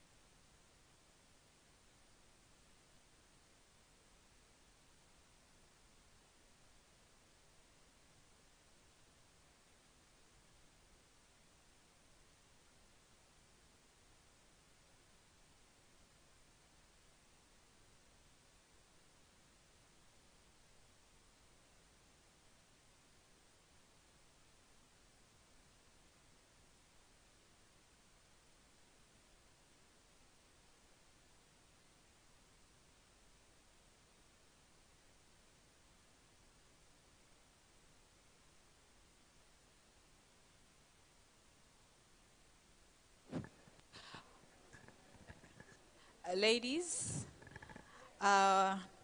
please let's grab our food and take our seats. I'll give you a minute. We are running behind time. Quickly, we are having our Catch the Flag competition this afternoon.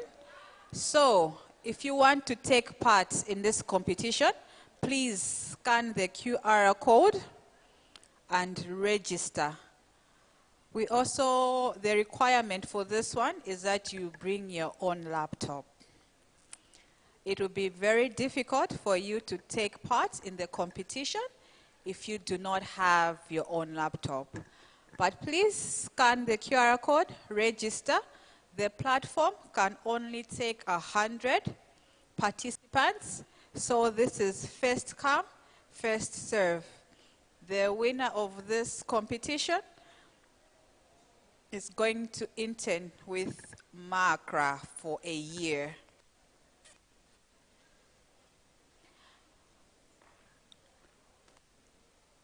I'll have it on for the next minute because our next presenter is virtual. So if you want to scan, please come and scan the QR code so that you can register.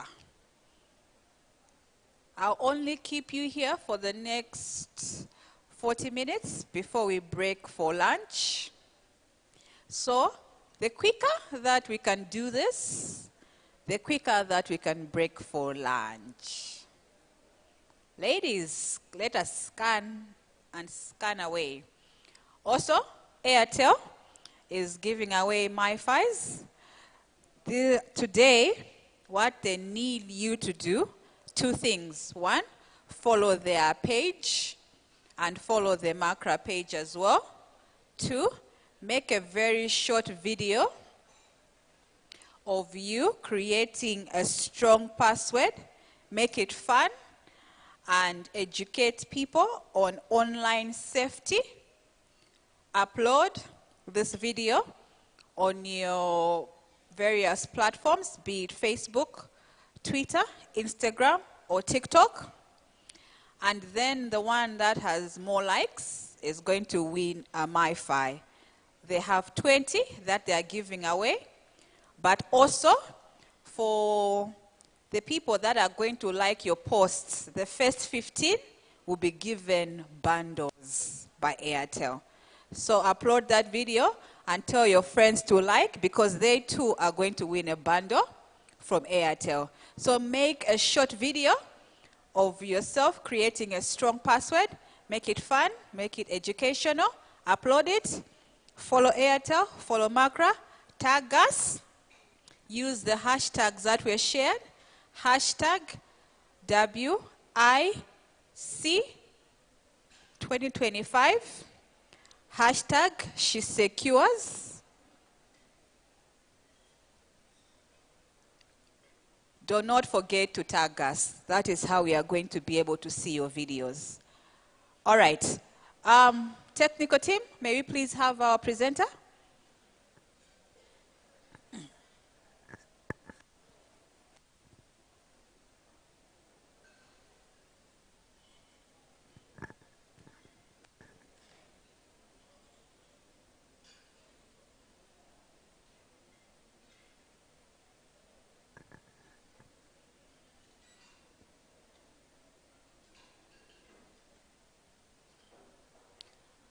Good afternoon, Catalina.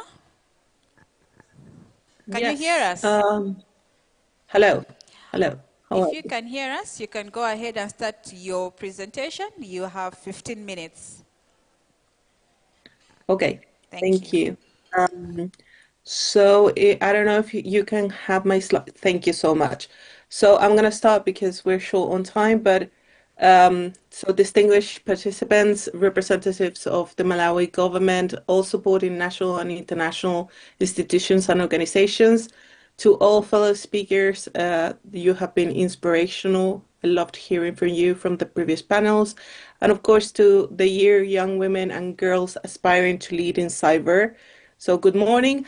Let me first start by thanking my dear Women in Cyber sister, Ella Hamwaka from the MWCERT of Malawi, for this opportunity to share some views on the meaningful participation of women. It's an honor to be with all of you in this Women and Girls Cyber 2025 conference.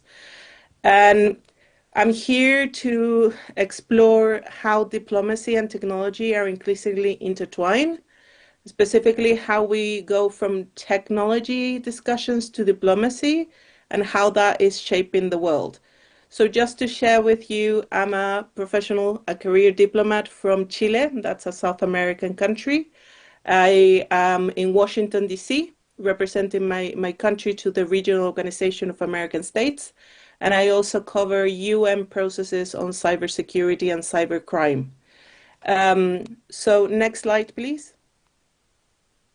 If you can help me with that. Thank you. So very quickly, why does this conversation is important? Why does it matter?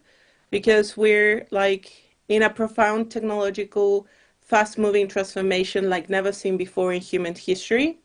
As we venture into artificial intelligence, quantum technology, and 5G networks, and the like, they are structuring a new way of how we live, work, govern, and relate to each other. So that means that this is not only about digital infrastructure anymore, it's becoming a new layer of geopolitical power, economic influence, and social organization. And while innovation obviously is very good, this means that our institutions, laws, and diplomatic frameworks need to advance as quickly, and as we know, they're usually lag behind. So there are new threats. There are no longer static borders as we understood them before. So we are now facing borderless cyber attacks, real-time disinformation, and automated decision-making. All of this, of course, represents digital threats, digital inequalities, and an urgent need to seize digital opportunities for sustainable development. And this is, of course, how we build and understand our digital future, our common future. And we should all reflect, for instance, on values such as freedom, equity, and equality, and justice, not only from a diplomatic standpoint as a global community, but also as governments and our systems of how we relate to each other in a more agile and grounded in human rights perspectives. So this is a very timely and very essential and existential discussion. Next slide, please. So what we understand as this new expanding technological frontier. Probably like 20 years ago, conversations were very technical. We thought about getting everybody connected and deploying infrastructure to get people online. Nowadays, because we have new groundbreaking technologies such as AI, blockchain, IoT, and the likes, we're experiencing new benefits, of course, by development, new ways of economy, communication, health, social media, right? But there are also a lot of risk that we are starting to see. And it's not only in the physical, it's also in this, it's a challenge for institutions and social, like societies as a whole. So diplomats, policymakers, civil society leaders, and youth, like all of you girls that are here today, are shaping the future and should lead these processes. And of course, need to understand how the dynamics of power are shifting and how technology nowadays is a new sort of power structure that is also defining international relations. And it's not a technical discussion, it's more of an ethical one, an existential one, you could say. So we must never lose sight that there is a digital divide, and we are all very aware of this because we feel it, right? So it's not a peripheral issue. This lies at the very heart of what we envision for sustainable development and digital justice. for humanity. So it's access to internet, having the skills to actually interact and participate meaningfully, having the infrastructures, the investment, and being able to have local relevant content. Thank you. So next slide, please. Thank you. So when it comes to what I was saying, power and inequality in the digital age, we have almost 3 billion people that remain offline. So this is, of course, is a disparity. If we think about everything that we do online nowadays, imagine that those people, 3 billion people, don't have access to this. So they're being left behind. And this entails, of course, in global issues, because as we transition ever more our economies to digital services and digital interaction, and our governments are going digital as well, not having these people online or not having them like develop the skills that they need to be able to meaningfully and equally participate in daily life means that these people will be left behind, and that entails, of course, poverty and inequality. So this digital inequality, as I said, it doesn't stop in access. It extends to global influence. Today, technology defines geopolitical power. And these are not just economic competitors. We need to understand this. They are struggles over whose values, whose views, whose identities, and whose history is going to shape the digital age and the digital future. So we see that the future should build, from the global south, coming from a global south country, that the future should build on openness, rights, and shared benefits. Or one that is or the other option is fragmentation, exclusion, and control. Because if we are not at the table, we might find rapidly ourselves living with decisions that were made without us, and sometimes even against us. So that's why we need to not be passive adopters to foreign technology or rule books. We must become active shapers of digital norms, investing in technical capacities, cyber diplomacy, and regional coordination to assert our voices in the governance of the digital world. So that's why, for instance, this conference on having young women and girls participating actively in the shaping of cyberspace is so monumental and so needed. Next slide, please.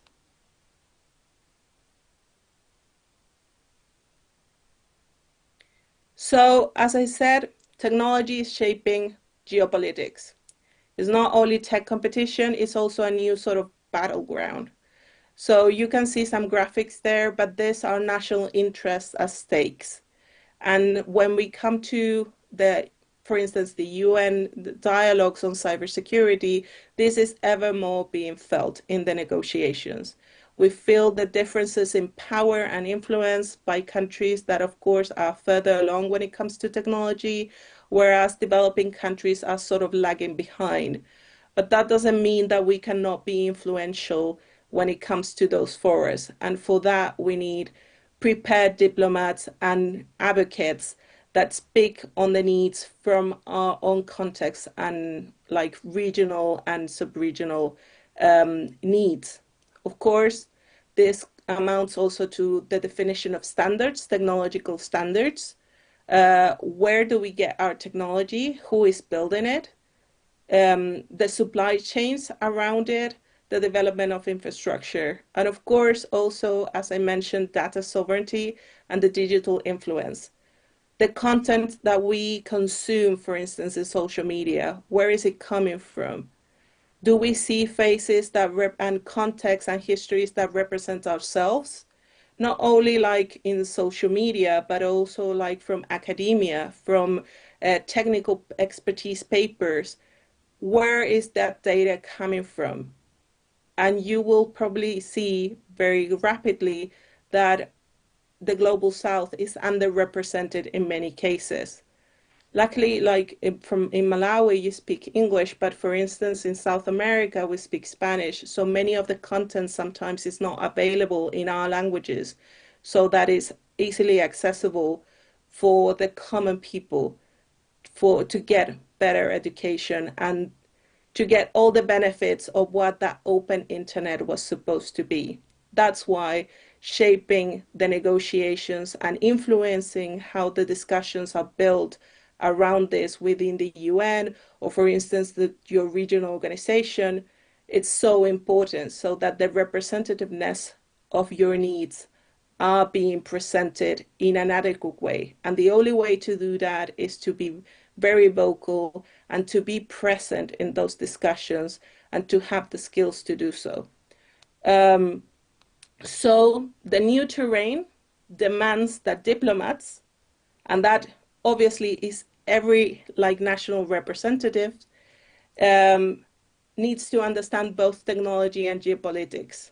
Modern diplomacy now includes negotiations on cyber norms, engaging on AI governance, the working with technological companies, researchers, and civil society. Next slide, please.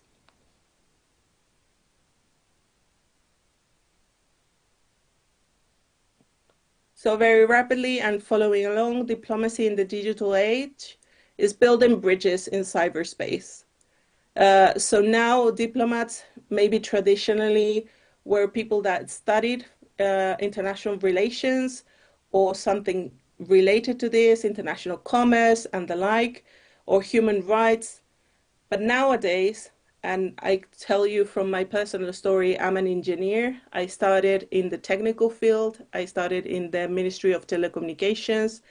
And I work in the deployment of fiber optics, getting people connected in my country. I was in charge of the national infrastructure plan of my country, Chile, developing subsea cables, satellite connectivity, and the like. And then I venture into the Ministry of Foreign Affairs, and I become what I personally believe is a very successful technical tech diplomat from having that background. So you need to use those digital tools to outreach and engagement, but also to be effective when it comes to cyber negotiations and public-private dialogues. There's no set skill set. So if you like technology, rest assured that you will influence, of course, and represent your country in one way or another in a diplomatic negotiation further along the lines, because the barriers between diplomacy and technology are now probably non-existent. Next slide, please.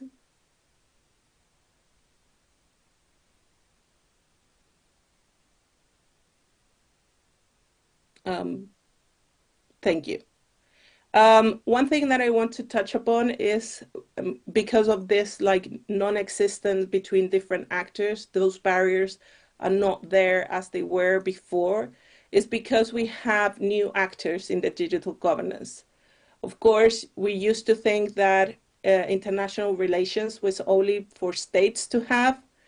And of course, within the UN, that continues to be so. However, nowadays, we have technological giants that are shaping our world and our daily lives. And of course, they go beyond states. They don't follow the logic or the influence of state governance. That's why we need multilateral international definitions to govern this digital new domain. And that also comes to other actors like NGOs and youth. So, for instance, my country, Chile, believes very wholeheartedly that the multilateralism systems must evolve to reflect those new realities. That means creating meaningful spaces for participation, not just for consultation. It means moving from the multi-stakeholder definition or name to multi-stakeholder participation in practice, with shared responsibility and co-ownership of the outcomes. Because as you probably are aware, like technological companies, they do the investment, but also bear some of the costs. However, states, we have a role to protect our people and their human rights, for instance. So that's why we need to provide proper regulation to protect those rights. And that is a trade-off and a negotiation that also needs to happen with these new actors. Not only like nationally, because maybe a developing country has like an asymmetry in power and influence with these giant tech companies. However, when we negotiate those terms or come together in a global space, we can have some better ways of finding agreements and building that digital governance collectively. That's why diplomacy is so important, especially for developing countries. Next slide, please.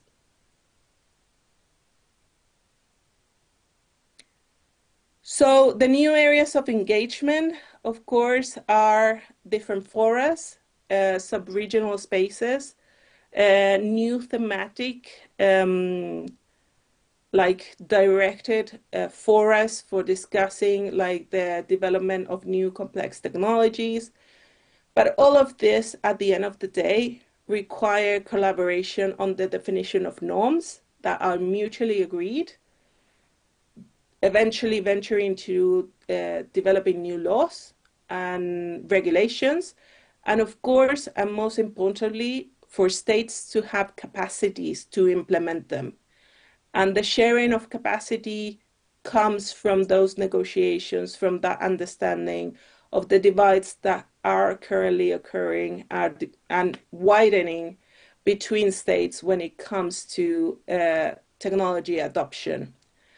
And why diplomacy is also very important, and in this multi-actor negotiation or like dialogue, because we need to build trust and resilience. Like cyberspace and cyber attacks don't understand of borders. They don't work in silos. They are spreading. And of course, for that, we need to have cooperation. And the only way to have cooperation, of course, is to have trust. When it comes to bridging the digital divide, there are a few reflections that I want to share with you. First of all, that the digital divide, for instance, inclusion is not a checkbox. So it's central to the legitimacy and resilience and sustainability of any digital government framework to assess the digital divide. A digital future is not inclusive, but if we don't have like a digital future for all, it will not be stable and it will not be just. And that is very important. So, for instance, there is this special urgency to have women, indigenous communities, rural population, and youth connected and actively participating in these discussions.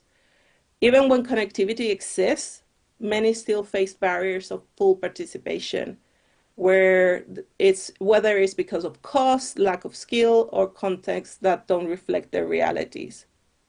Please, next slide.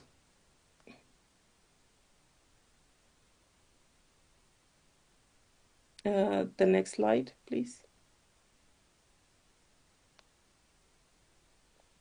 It will be the next one, please.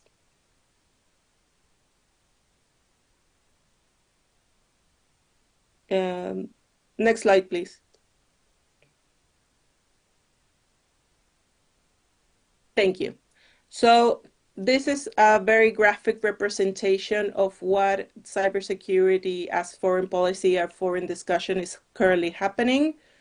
There are like threats to infrastructure, democracy and peace. For instance, my country is represented in a regional negotiations, UN, but also regional CVMs.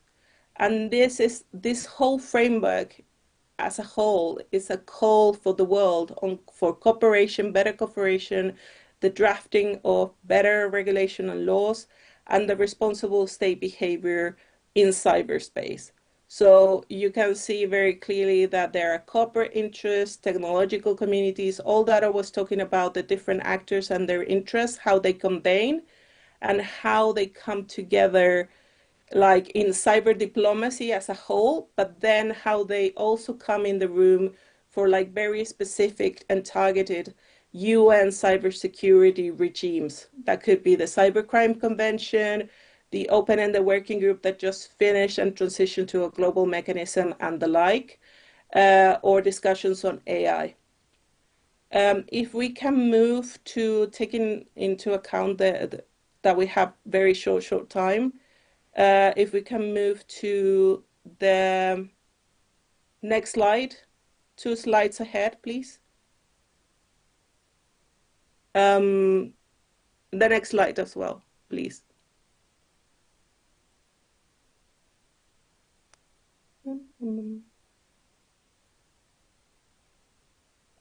Next slide, please. Thank you. I think this is one of the important issues to touch upon, the role of regional cooperation. The African Union, for instance, has been very active in the UN framework, representing the needs from African countries. The same could be said by the Organization of American States, and both have been advocating for the need, for instance, of practical support, trust networks, and capacity building, but also like sharing examples of meaningful participation of women, and also how South-South cooperation can help on capacity building. So there is great importance on how we envision and work as regional organizations or come together to cooperate to provide a better understanding of our needs from a regional context. So not only this is happening within the UN, for instance, but this is also happening in our own regions, in our own context. Next slide, please. So I want to touch upon this very, very quickly because I think it's very important to understand that, and for me as a women diplomat, I believe truly that technology must serve people, not the other way around. So this requires, of course, a diplomatic agenda that places human dignity, rights, and justice at the center of the digital transformation. We need to be very key in understanding that innovation is not neutral. And we must ask ourselves always, like, who builds the system, who benefits from them, and who is excluded? Technology, like tech diplomacy, has to have a conscience and has to be focused on ethical inclusivity and sustainability. And that means integrating gender equality, of course, through like, next slide, please. So the new skills that you should like try to acquire as a new diplomat in this new digital age, if you wanted to venture into this field, would be, of course, to have digital literacy.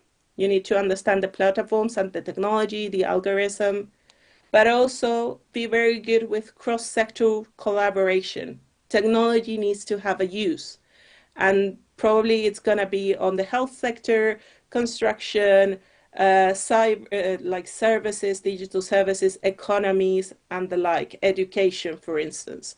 So all the technology literacy that you have, you need to like focus it and put it into use, like in key sectors for the development of your country.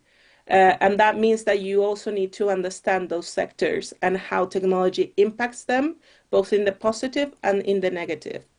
Also to have cultural agility, to like engage across languages and cultures, perspectives, both online and offline. And of course, to have some ethical judgment and critical thinking, not just asking what is possible with technology, but what is right, of course. So my message for like all this, after saying all of this, and I'm sorry if I rushed because I only had 15 minutes to talk about probably something that's been being worked upon for almost 30 years.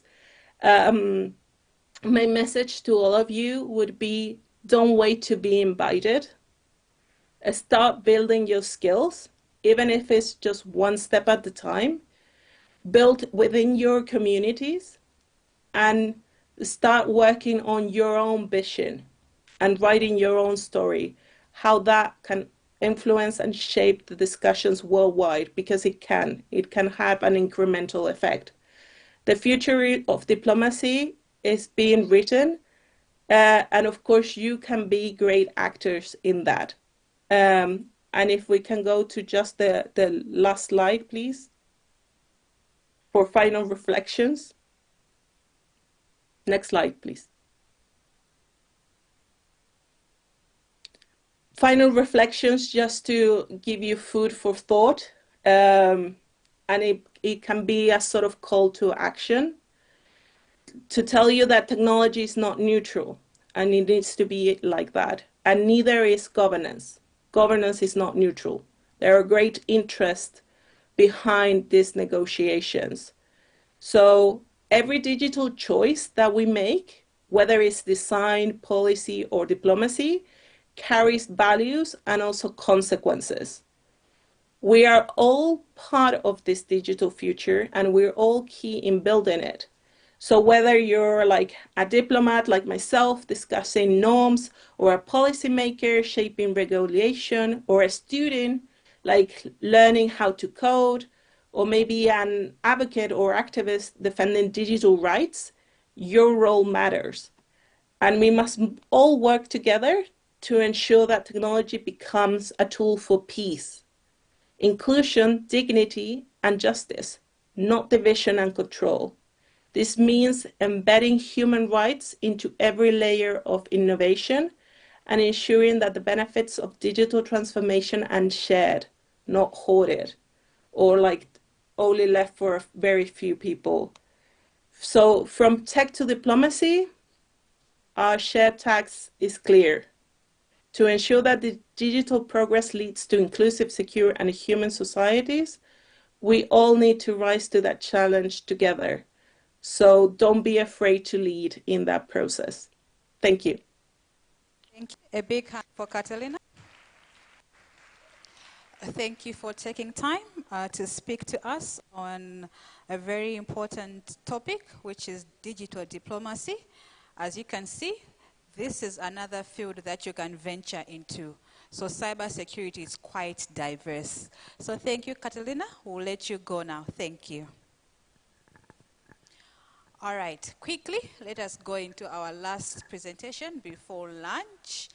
I will invite Mr. Boniface Mandela from Article 3 to take us through some of the cyber hygiene tips and how we can be safe while navigating digital tools.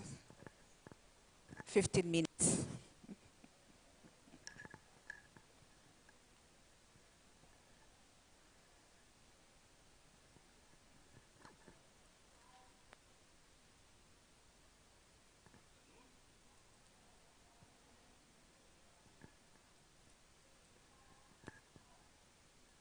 Okay, thank you very much. My presentation basically is looking at the protection of people below the age of 25, and looking at a program. We are looking at adolescent, teenager, but you realize that the adolescent, a teenager, there we are talking about one person. But we are talking about adolescent basically because of the programs around that particular grouping and that particular name of adolescent. Why do we call adolescent?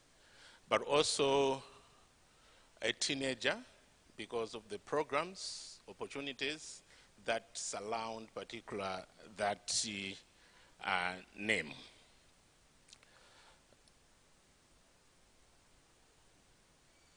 So in terms of, next slide please, the most important area to notice that you people, you represent over 54% of the total population, around the 18 to 25 years of age. You represent over 54% of the population. But when it comes to the definition of the youth, that will go up to the age of 35, you represent over 60% of the total population. So people like me will only represent around 30 to 32% of the total population. So you are the people, and actually Malawi, we call it a very youthful nation because it represents over 65% by people below the age of 35. In terms of the policy, it defines a youth as all young people, male or female, regardless of the marital status, as long as you belong to the age of 35, you are a youth. When it comes to the adolescent, we look at people between the age of 13 up to 18. When it comes to issues of development, issues of puberty, issues of around the development of the mind, also the career. So if you are below the age of 10 to 13 up to 18, you are an adolescent. While 18, it's also the same, but as I said earlier on, we mentioned this basically looking at the program. So adolescent, we look at issues of development, issues of sexuality, issues of sexual reproductive health, while teenagers, when it comes to our programs, we are looking at teen pregnancies, issues of alcohol and abuse. We also recognize as youth, being a society, that you have your own way of approaching things. You are developing your career, you are developing whatever you are developing. Issues of anxiety, issues of aspirations, the needs. Basically, this particular group, they have their own. So my presentation is looking at all those to appreciate, especially when it comes to the protection in the digital space. Looking at the adolescent, the issue of independence, the issues of anxiety, issues of sexual reproductive health. When it comes to the teen, issues of the abuse of alcohol, drugs, and so on, the teen pregnancies, and so on. We are also saying that the digitalization is now widening the gap, especially between those who have the required digital skills, but also issues of connectivity, access, and the digital resources, and those who do not have. Thinking of a child, thinking of a girl child in Intarile or in Nsanje, what are the programs that we are designing, especially in areas of connectivity, issues of access, ananzano, ajinyamada anzano, atsigana anzano, are we there to provide that particular support? Next. As I said earlier on, World Health Organization, it looked at adolescent as a person aged to 10 to 19 years. And adolescent is a period of transition between childhood and adulthood, during which the body develops in size, strength, and reproductive capabilities. So you will find that during that particular period, mmafuno kalabanoka, makalantu amakani, so looking at all those, that people that are in the space of developing programs and so on, do they recognize that that particular age group, by their nature, they always want independence? They have that anxiety of learning things, questioning so much questions, believing whatever it comes to you, that is the process. That's why today we are meeting here to recognize that particular age group when we are designing our programs, do we recognize that particular development, that excitement with things?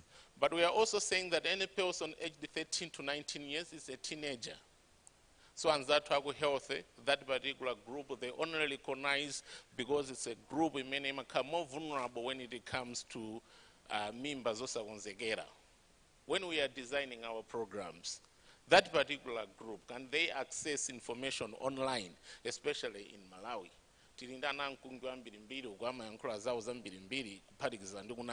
How are we going to protect this particular generation so that they should have information in many Rondola, the information that they improve in their career and everything. The World Health Organization also defines a young person as all individuals aged 10 to 25 years. So anyone between 10 and 25, it's also a young person. But Malawi also defines any person below the age of 18 to 0 as a child. So more on our terms, we are using these terms interchangeably, but with a specific need. The adolescent, the teen, the young, the youth, but also a child. So when you are designing the programs, when you are uploading information, when we are putting the filters and so on, we should also have in mind to recognize that particular age. Next slide, please.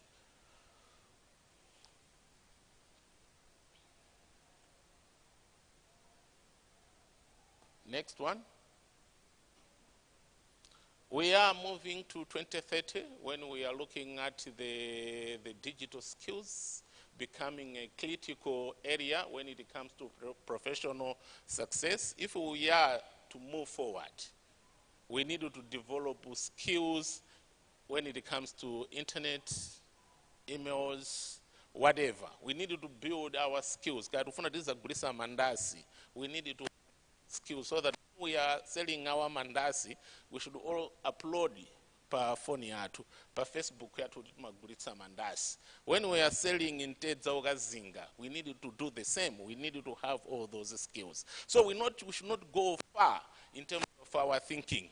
The basic things. We need to have all those skills. If we want to go in another area, we are looking for employment, we should also have the same skills, because the way the world is going, we have to have all these skills. So as the young people, are we ready for that? As girls, are we ready for that? Do we have those skills apart from busy on TikTok 17 hours a day? What about the other sector? Kudumizirana tools yet? But there is a lot of opportunities, because where the world is going, not only Malawi, but the world as a village. We are also saying that these skills is looking at how to conduct internet, issues of research, issues of communication, but also looking at in terms of the messages that we send, that we share with our friends. We need to send messages that they are clean, that they make sense, the messages that we are not going to regret tomorrow. Those are the skills that we need when we are going towards 2030. 2030 is not very far from now, it's just 5 years. But we are also saying that the use of professional online platform, knowledge of digital finance services, it's a very key today. Mugamabanga upload, Mugamabanga apply, Gaya you need to have those skills. Don't wait until you are done with your secondary school, then you should say, I have those skills. But even while you are in primary school, while you are in secondary school, you need to have all those skills. How are you going to use this platform? As young people engaging meaningfully, we need to make sure that the space is clean. The environment should be clean. So we are saying the youth must be equipped with the skills, opportunities to advance their vision or connected. The next.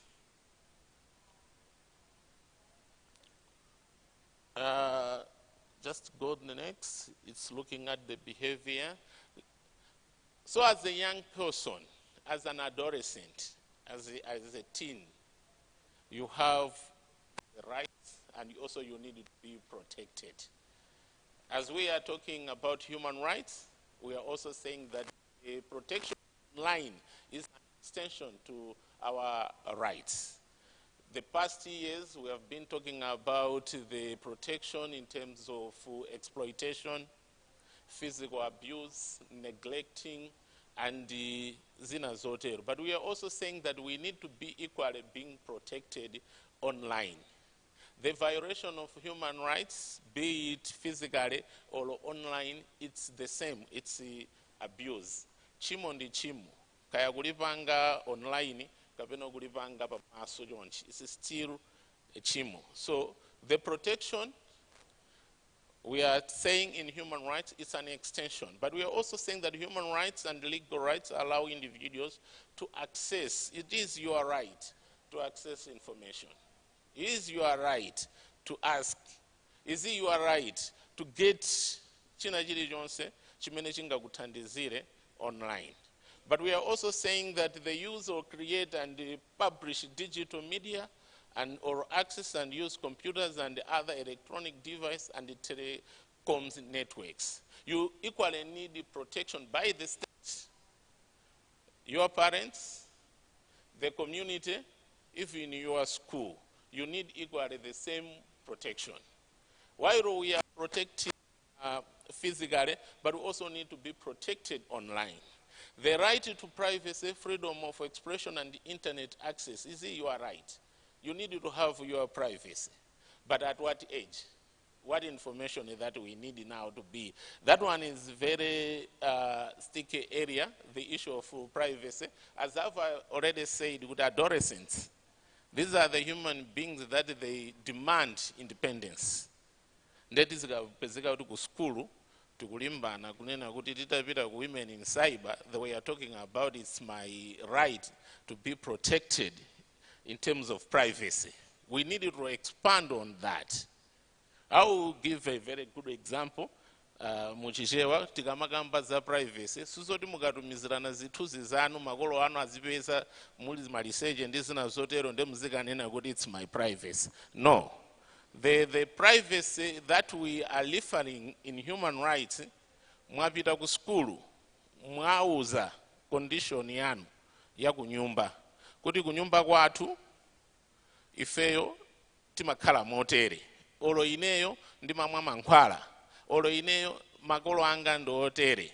Mwauza akuskulu mwamuuza munthu on trust. If that particular person ndukauza munthu wina, the issue ya that's privacy. That's what we are talking about. Because mufuna mukabise maki ya kuchipinda kwanu. No, we are not talking about that.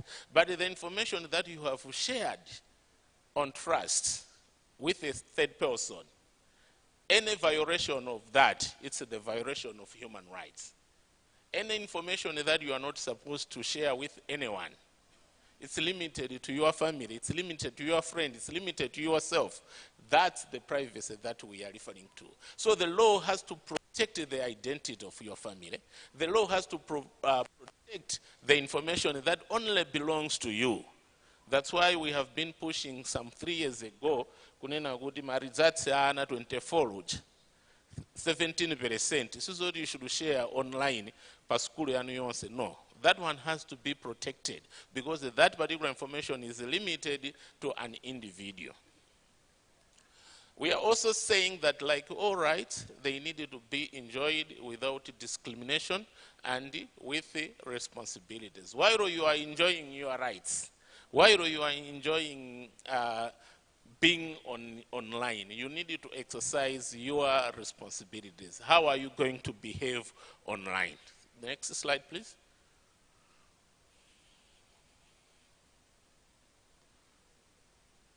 So to guarantee the protection, the rights that we are talking about here, the Constitution of the Republic of Malawi guarantees that particular protection. One, right to freedom of expression and opinion, and protected under Section 35 of the Constitution, which includes the right to freely express yourself online. You can express yourself. You can have hair like mine. It's nothing. It's just many nendiri. No, it's just me. So you can also equally do the same. You have that particular right. But now the issue of responsibility comes in. Issues of subject now we are saying limited to the hate speech because the constitution is providing that in particular. Then as much as you have got a right to express yourself, the same law is also protecting yourself in terms of hate speech or misinformation. Right to privacy and personal data protection guaranteed by Section 21. I know there is a presentation full on data protection. You will have some questions during that time. But also, the Constitution is also providing the same in terms of your ID. It has to protect you at all costs. It is reinforced by the electronic transaction and cyber security. The Constitution, then the specific laws comes in and now the implementation of the provision of the Constitution. The next slide.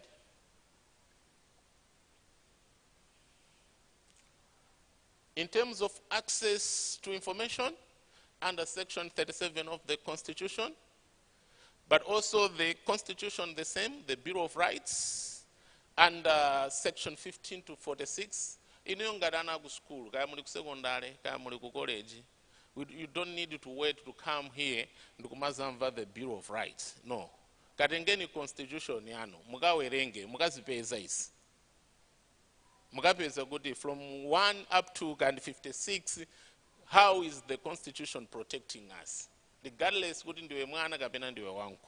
so from Section 15 to 46, it provides the list of rights. All those rights, if exercised in a digital environment or if they compel the legal subject to make available access and use of digital space provided for protection of privacy. So our Constitution, of course, the Karaigo Center, but we had one from 1995, meaning the issue of digital space, it was not an issue. But we are also saying that whatever that particular Constitution is providing, it has also been exercised online.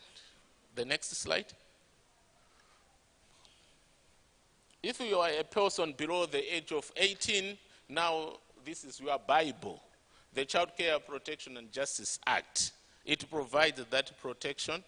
One, it reminds the law of the local authorities. Kayandikwa DC, Kayandikwa Social Fair, Kayandikwa Mfumo, Kayandikwa Makolo. It provides that protection. And also it provides an opportunity for young people. Put up into the same Child Care Protection and Justice Act, it protects us from the harmful cultural practices.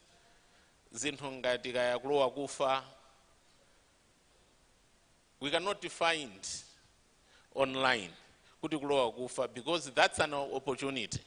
The presentation before my presentation was also talking about the same in terms of how are we creating programs in our own language, in our own Chichewa, in our own Chitumbuga, Chiawa, and so on. So we need at least to find a way of putting all those terms online. Harmful cultural practices, it also provides children or accused of crime, the guidelines, is in conflict with the law, what the law or what the system is supposed to follow. Establishment of a child justice court system and the general welfare of the child. So the Child Care Protection and Justice Act established also the Child Justice Court. The next slide. Another law that protects us online, we have the Electronic Transaction and Cyber Security Act. It recognizes issues of digital transactions. Mugatumizandalama online, that particular law, it recognizes it. Mukozokadandaula ngati mwaberedwa. Issues of messages. Mwangotumizirana mautenga, kaya wina saa kufuna, wina akufuna. There is some provisions that protect us. Ngati ineyo oti ndilibe nambala yako ndakutumizira utenga iweyo saa kufuna ndi mlandu because iweyo sindikuyeneka kutumizira message. Nambala yako ndaitenga kuti. cross tija mapereka tija muziziwa sonena kuti the electronic transaction and cyber security, even the data protection, you don't need to do that, eh? Also mapereka cross it. Akumangani. Ngati mukufuna kupereka nambala ya wina mumpemphe mwini wakeyo. Wa nambalayo kuti wakuti afuna nambala yako ndimpatse. Osamangopereka nambala. The e-transactions, it provides the same protection. It prohibits such unauthorized access, interceptions, my panelists at a certain point, and also use a computer system to commit anything illegal. So if you are using your phone, you are using your computers to commit anything illegal, you should know that the Electronic Transaction Cyber Security Act, it prohibits that. Next slide. 2 more minutes. Thank you very much. 2 more minutes. Okay, I think the facts about adolescent, you have it. One, we are saying it reached their full potential.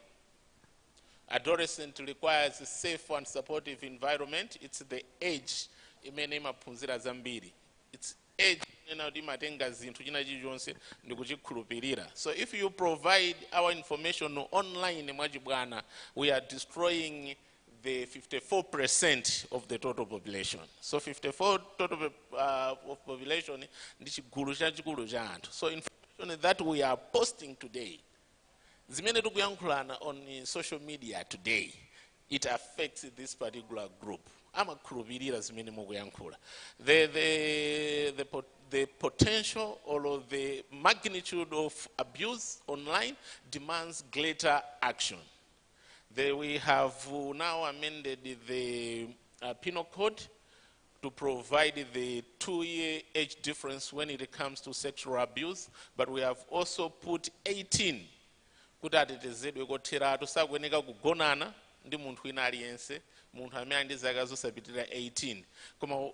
information that is going around. We are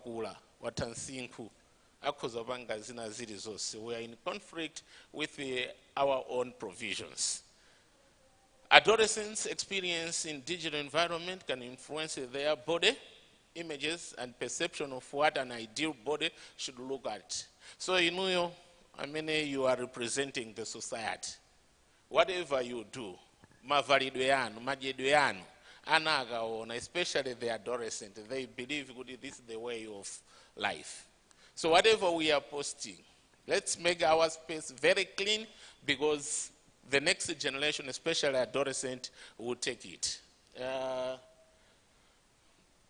Now, go to another.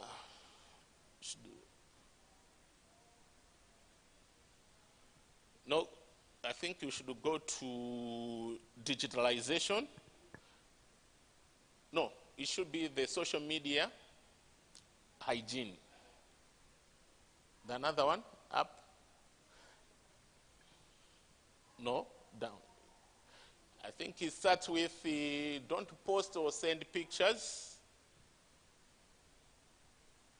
or other content that may embarrass you. It's slide number 14.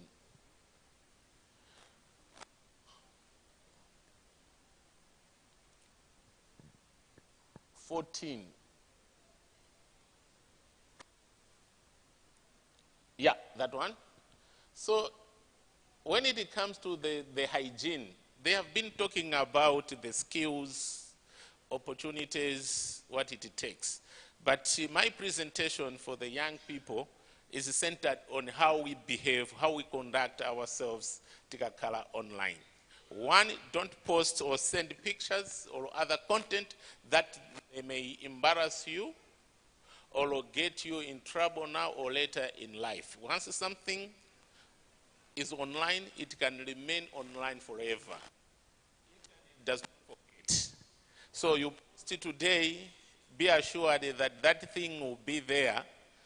Nthawi imene muzafune mwina mwake kuyamba ntchito, nthawi imene mwina mwake muzafune kulowa ku politics, nthawi imene mwina mwake mzimu woyera uza kugwereni mwatembenuka mufuna kukhala abusa.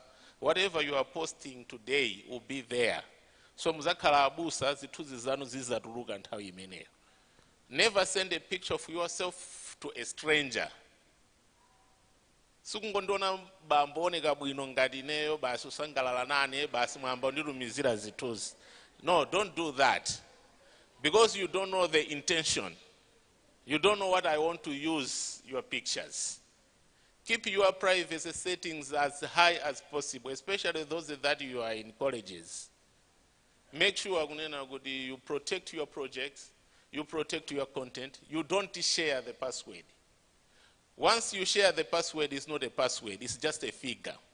A password in the menu with work. So make sure that whatever it's in your phone, whatever it's in your computer, you protect it. Don't accept or befriend people you don't know online. Ngati simukundidziwa, ngati niyo simungajeze nane panova. Simungapite nane kukadya. Mundichitirani accept online. Mufuna muzidani nane online. Ndufuna ndizidani nane online. So don't accept it. Say no, no, no, delete. You lose nothing. Sudi mulungu sakakulangani, ayi. It has got nothing to do with that. Next slide.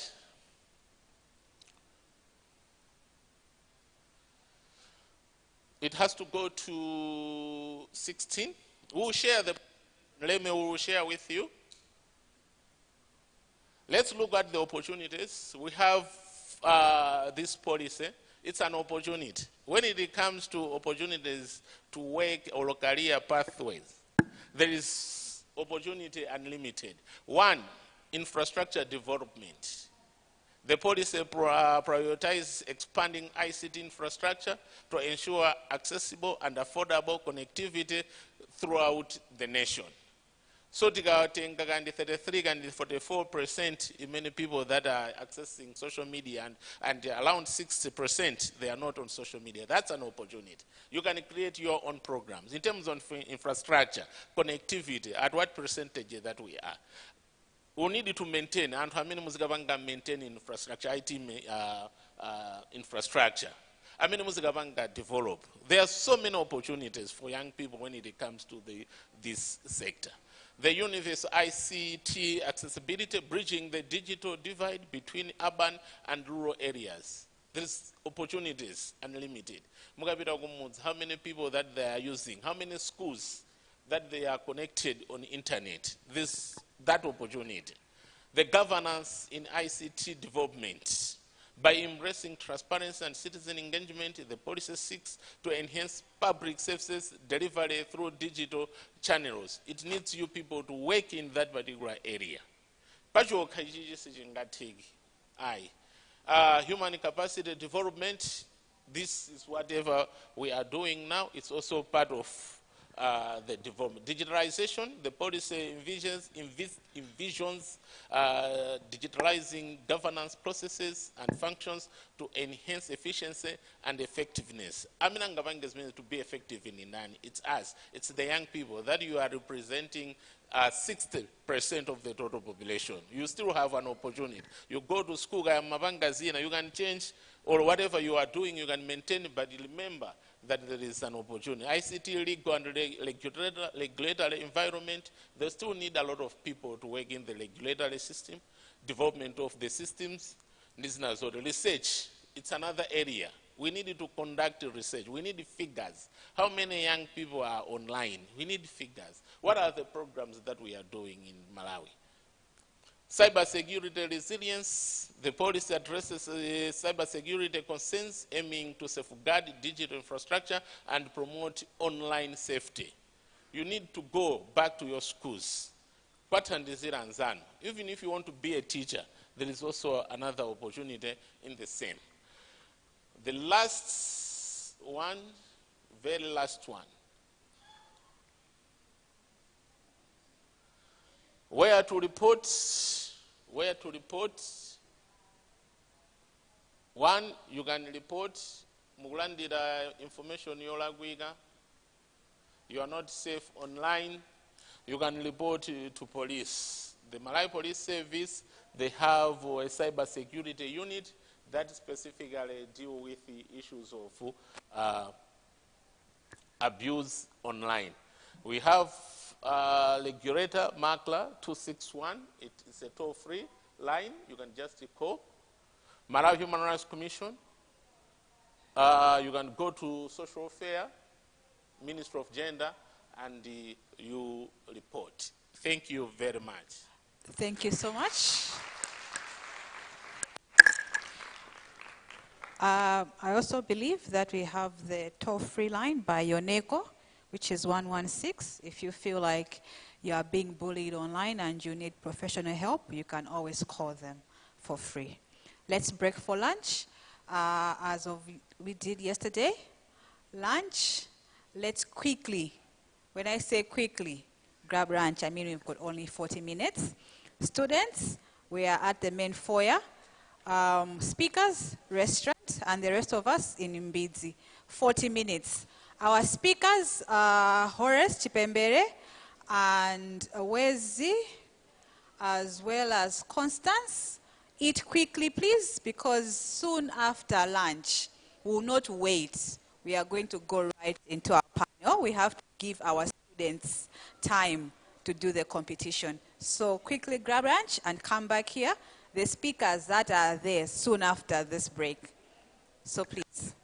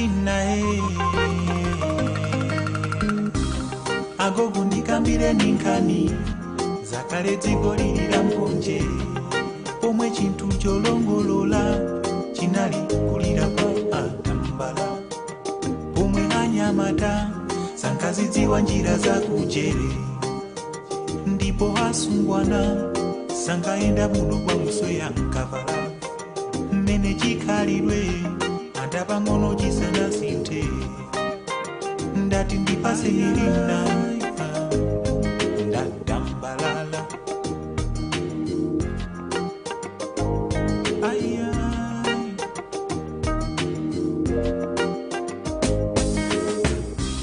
agogo ndikambire ninkani zalosa sungunuka khalidwe pomwe achisodzera analibe makhalidwe aumambala ndikambire ninkani zakugwirizana kwa mitundu momwe akumwera kumpoto ndi kuzambwe ankamvana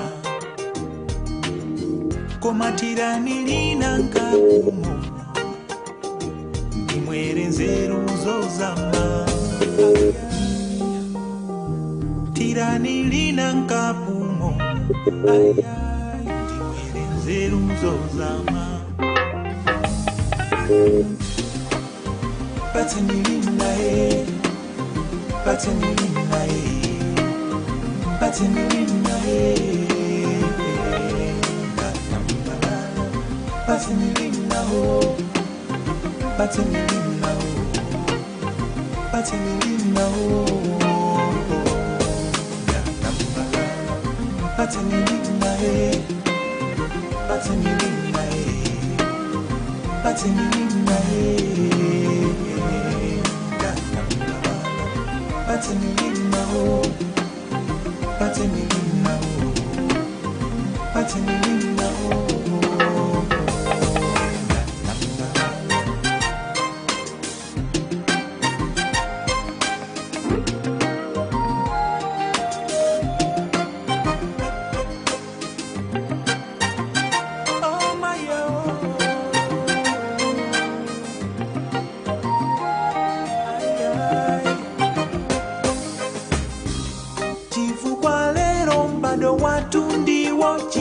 Manyazi simunga yende panseu wapanda kuona konyansi ndikudziwa kuti chikhalidwe chimene chindi chachilendo mundifotokozereza nthawi imeneyo kulibe zilongo kuyenda kukonza kuphweka ndi miyendo ya bongololo inu ndinu ndambo muzimira moto dziwitseni njira za makolo Matirani kapumo Bogota Nimwere zeru zozama Ay, ay, ay Patenilina, Patenilina, ay, ay Patenilina, Patenilina, Patenilina, Patenilina, Patenilina, Patenilina, Patenilina, Patenilina, Patenilina.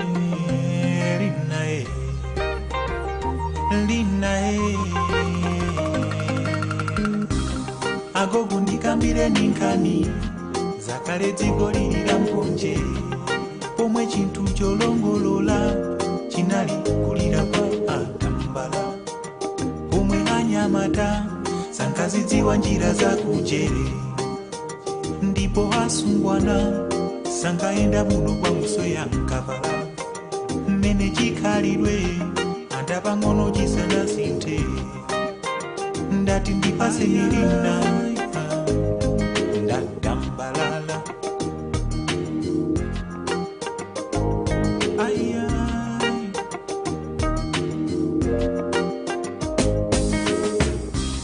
agogo ndikambire ninkani zalosa sungunuka khalidwe pomwe achisodzera analibe makhalidwe aumambala ndikambire ninkani zakugwirizana kwa mitundu momwe akumwera kumpoto ndikuzambwe ankamvana koma tiranilina nkakumo ndimwere nzeru zozama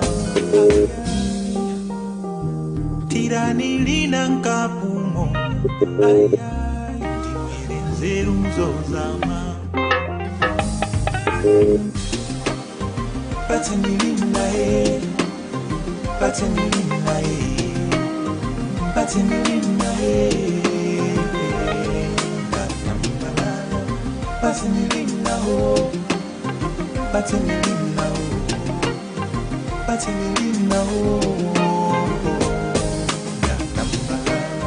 Patenilina, Patenilina, Patenilina, Patenilina, oh, Patenilina, oh, Patenilina, oh.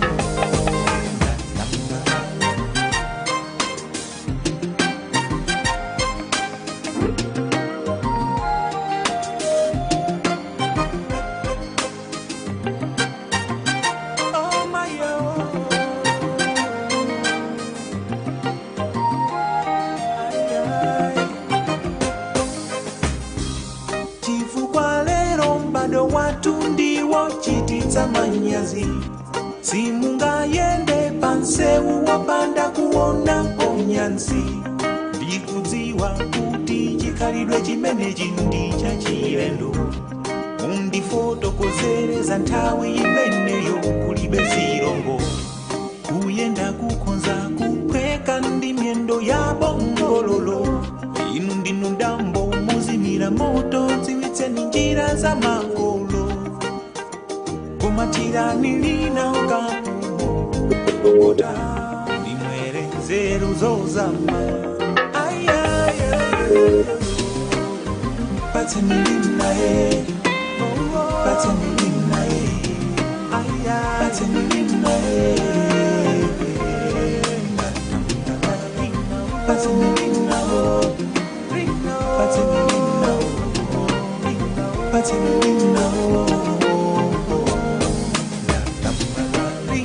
Patenilina, Patenilina, Patenilina, Patenilina, Patenilina, Patenilina.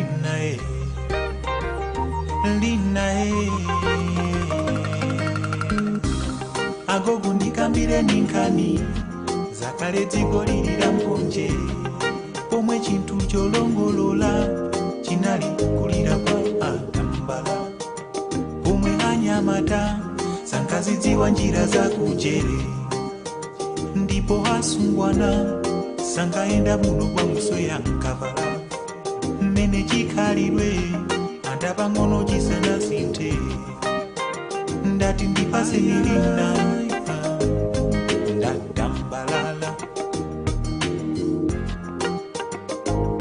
ayai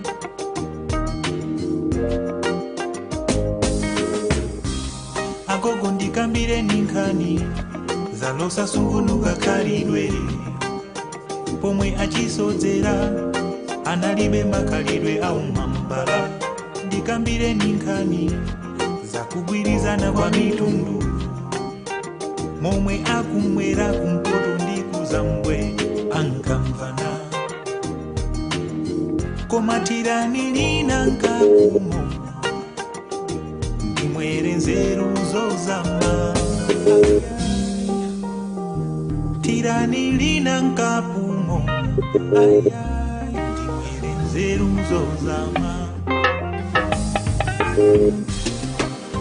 Patenilina, Patenilina, Patenilina, Patenilina, Patenilina, Patenilina, Patenilina,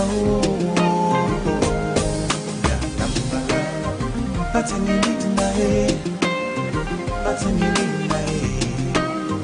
Patenilina, Patenilina, Patenilina, Patenilina,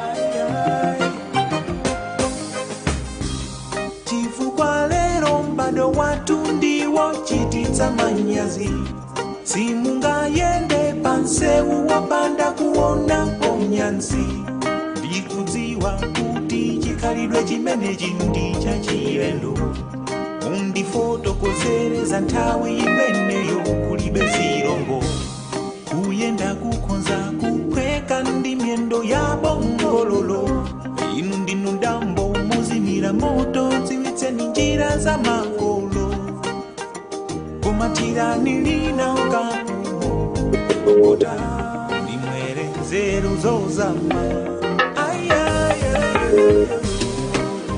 patseni lina patseni lina patseni lina patseni lina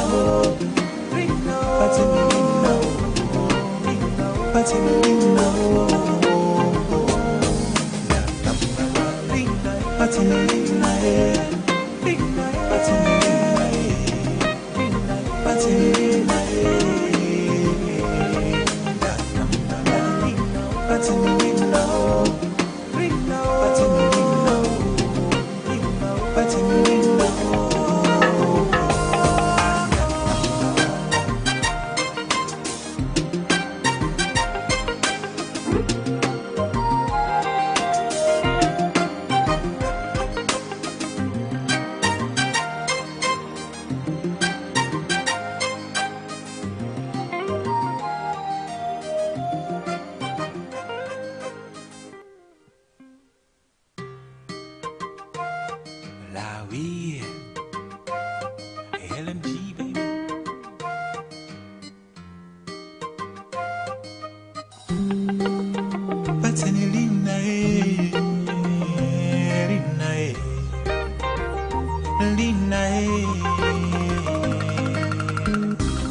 agogo ndikambire ninkani zakale dziko lilira mponje pomwe chinthu cholongolola chinali kulira kwa atambala pomwe anyamata sankazidziwa njira za kujere ndipo asungwana sankaenda muno kwa muso ya mkavala mmene chikhalidwe andapang'ono chisanasinthe ndati ndipaseni lina ndatambalala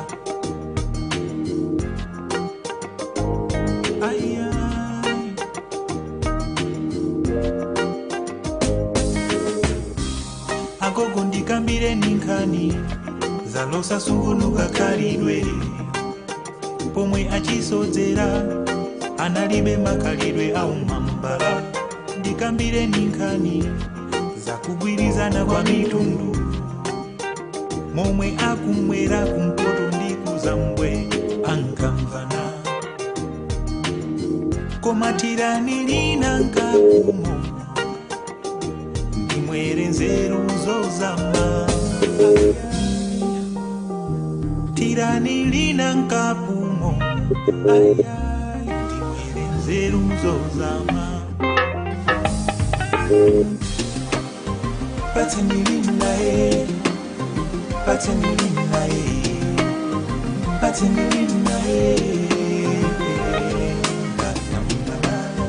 patseni lina patseni lina patseni lina patseni lina patseni lina patseni lina Patenilina, patenilina, patenilina,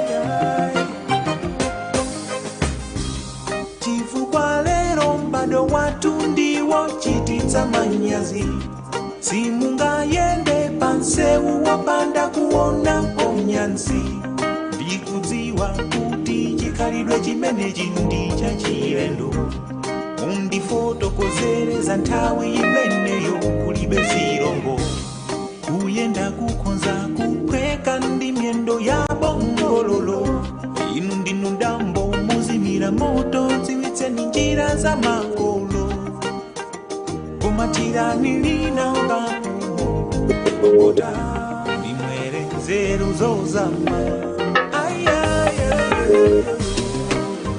patseni linae patseni linae patseni linae patseni linao patseni linao patseni linao patseni linae patseni linae patseni linae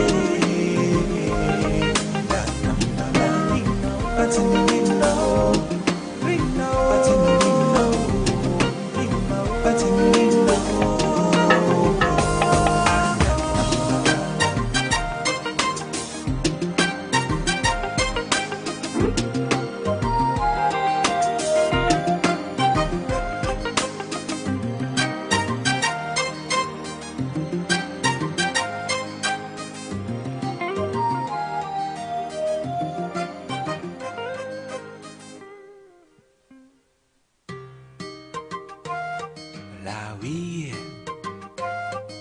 LMG, baby.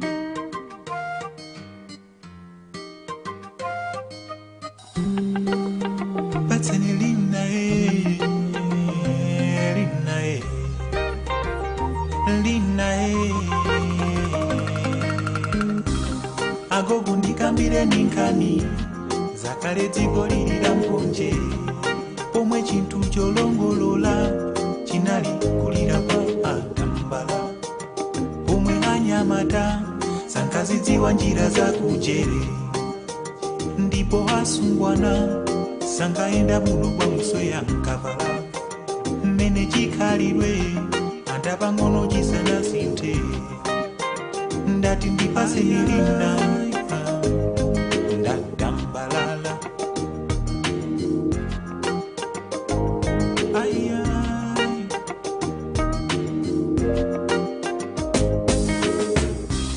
agogo ndikambire ninkani zalosa sungunuka khalidwe pomwe achisodzera analibe makhalidwe aumambala ndikambire ninkani zakugwirizana kwa mitundu momwe akumwera kumpoto ndi kuzambwe ankamvana komatirani linankakumo ndimwere nzeru zozama tirani linankapumo ndimwere nzeru zozama patseni linae patseni linae patseni linae patseni linao patseni linao patseni linao patseni linae patseni linae patseni linae patseni linao patseni linao patseni linao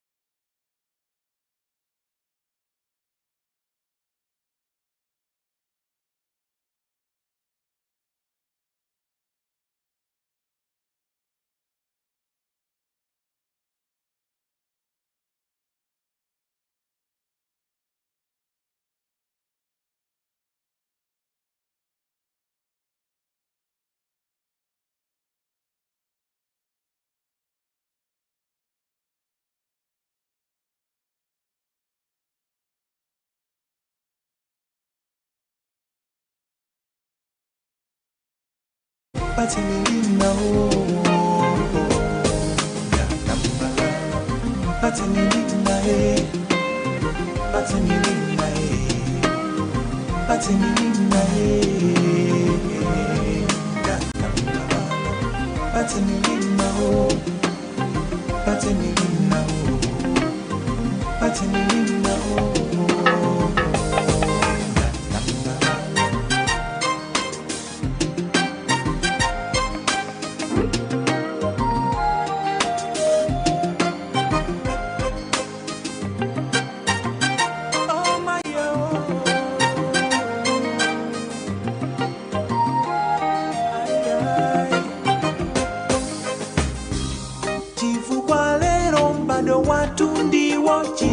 manyazi simunga yende pansewu wapanda kuona onyansi ndikudziwa kuti chikhalidwe chimene chindi chachilendo undifotokozereza nthawi imeneyo kulibe zilongo kuyenda kukonza kuphweka ndi myendo ya bongololo inu ndinu ndambo muzimira moto dziwitseni njira za makolo kumatirani lina ukapumo ota ndimwere nzeru zozama patenilina patenilina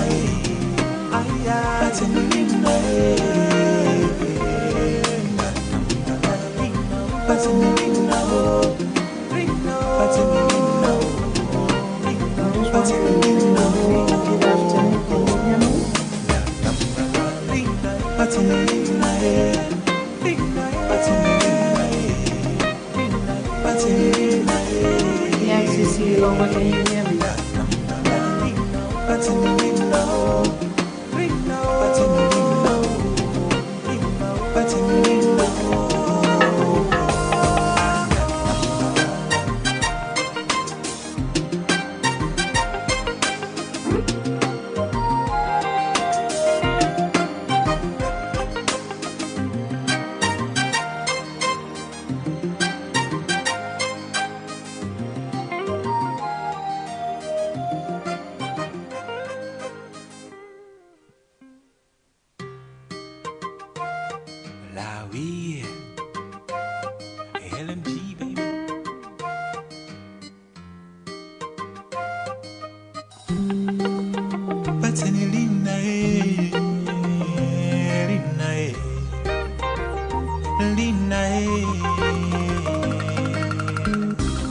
agogundikambire ninkani zakale dziko lilira mponje pomwe chinthu cholongolola chinali kulira kwa atambala pomwe anyamata sankazidziwa njira za kujere ndipo asungwana sankaenda muno kwa muso ya nkabala mmene chikhalidwe andapang'ono chisanasinthe. Good afternoon. My name is Annie Mwelwa Munsaka from Zambia. I will be joining in a session tomorrow on the last day of the conference. I am just concerned about the sound and how I'm getting things from where I am. And so I just want to say what I've already said to just attest if the audience on the other side at BICC can get me clearly. So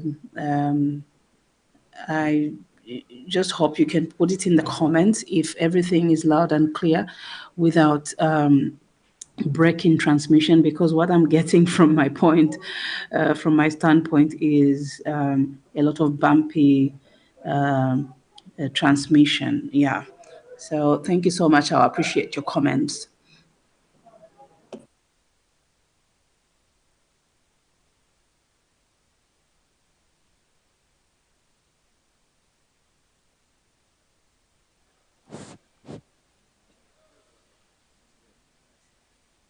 Can you hear us? 1, 2, 1, 2.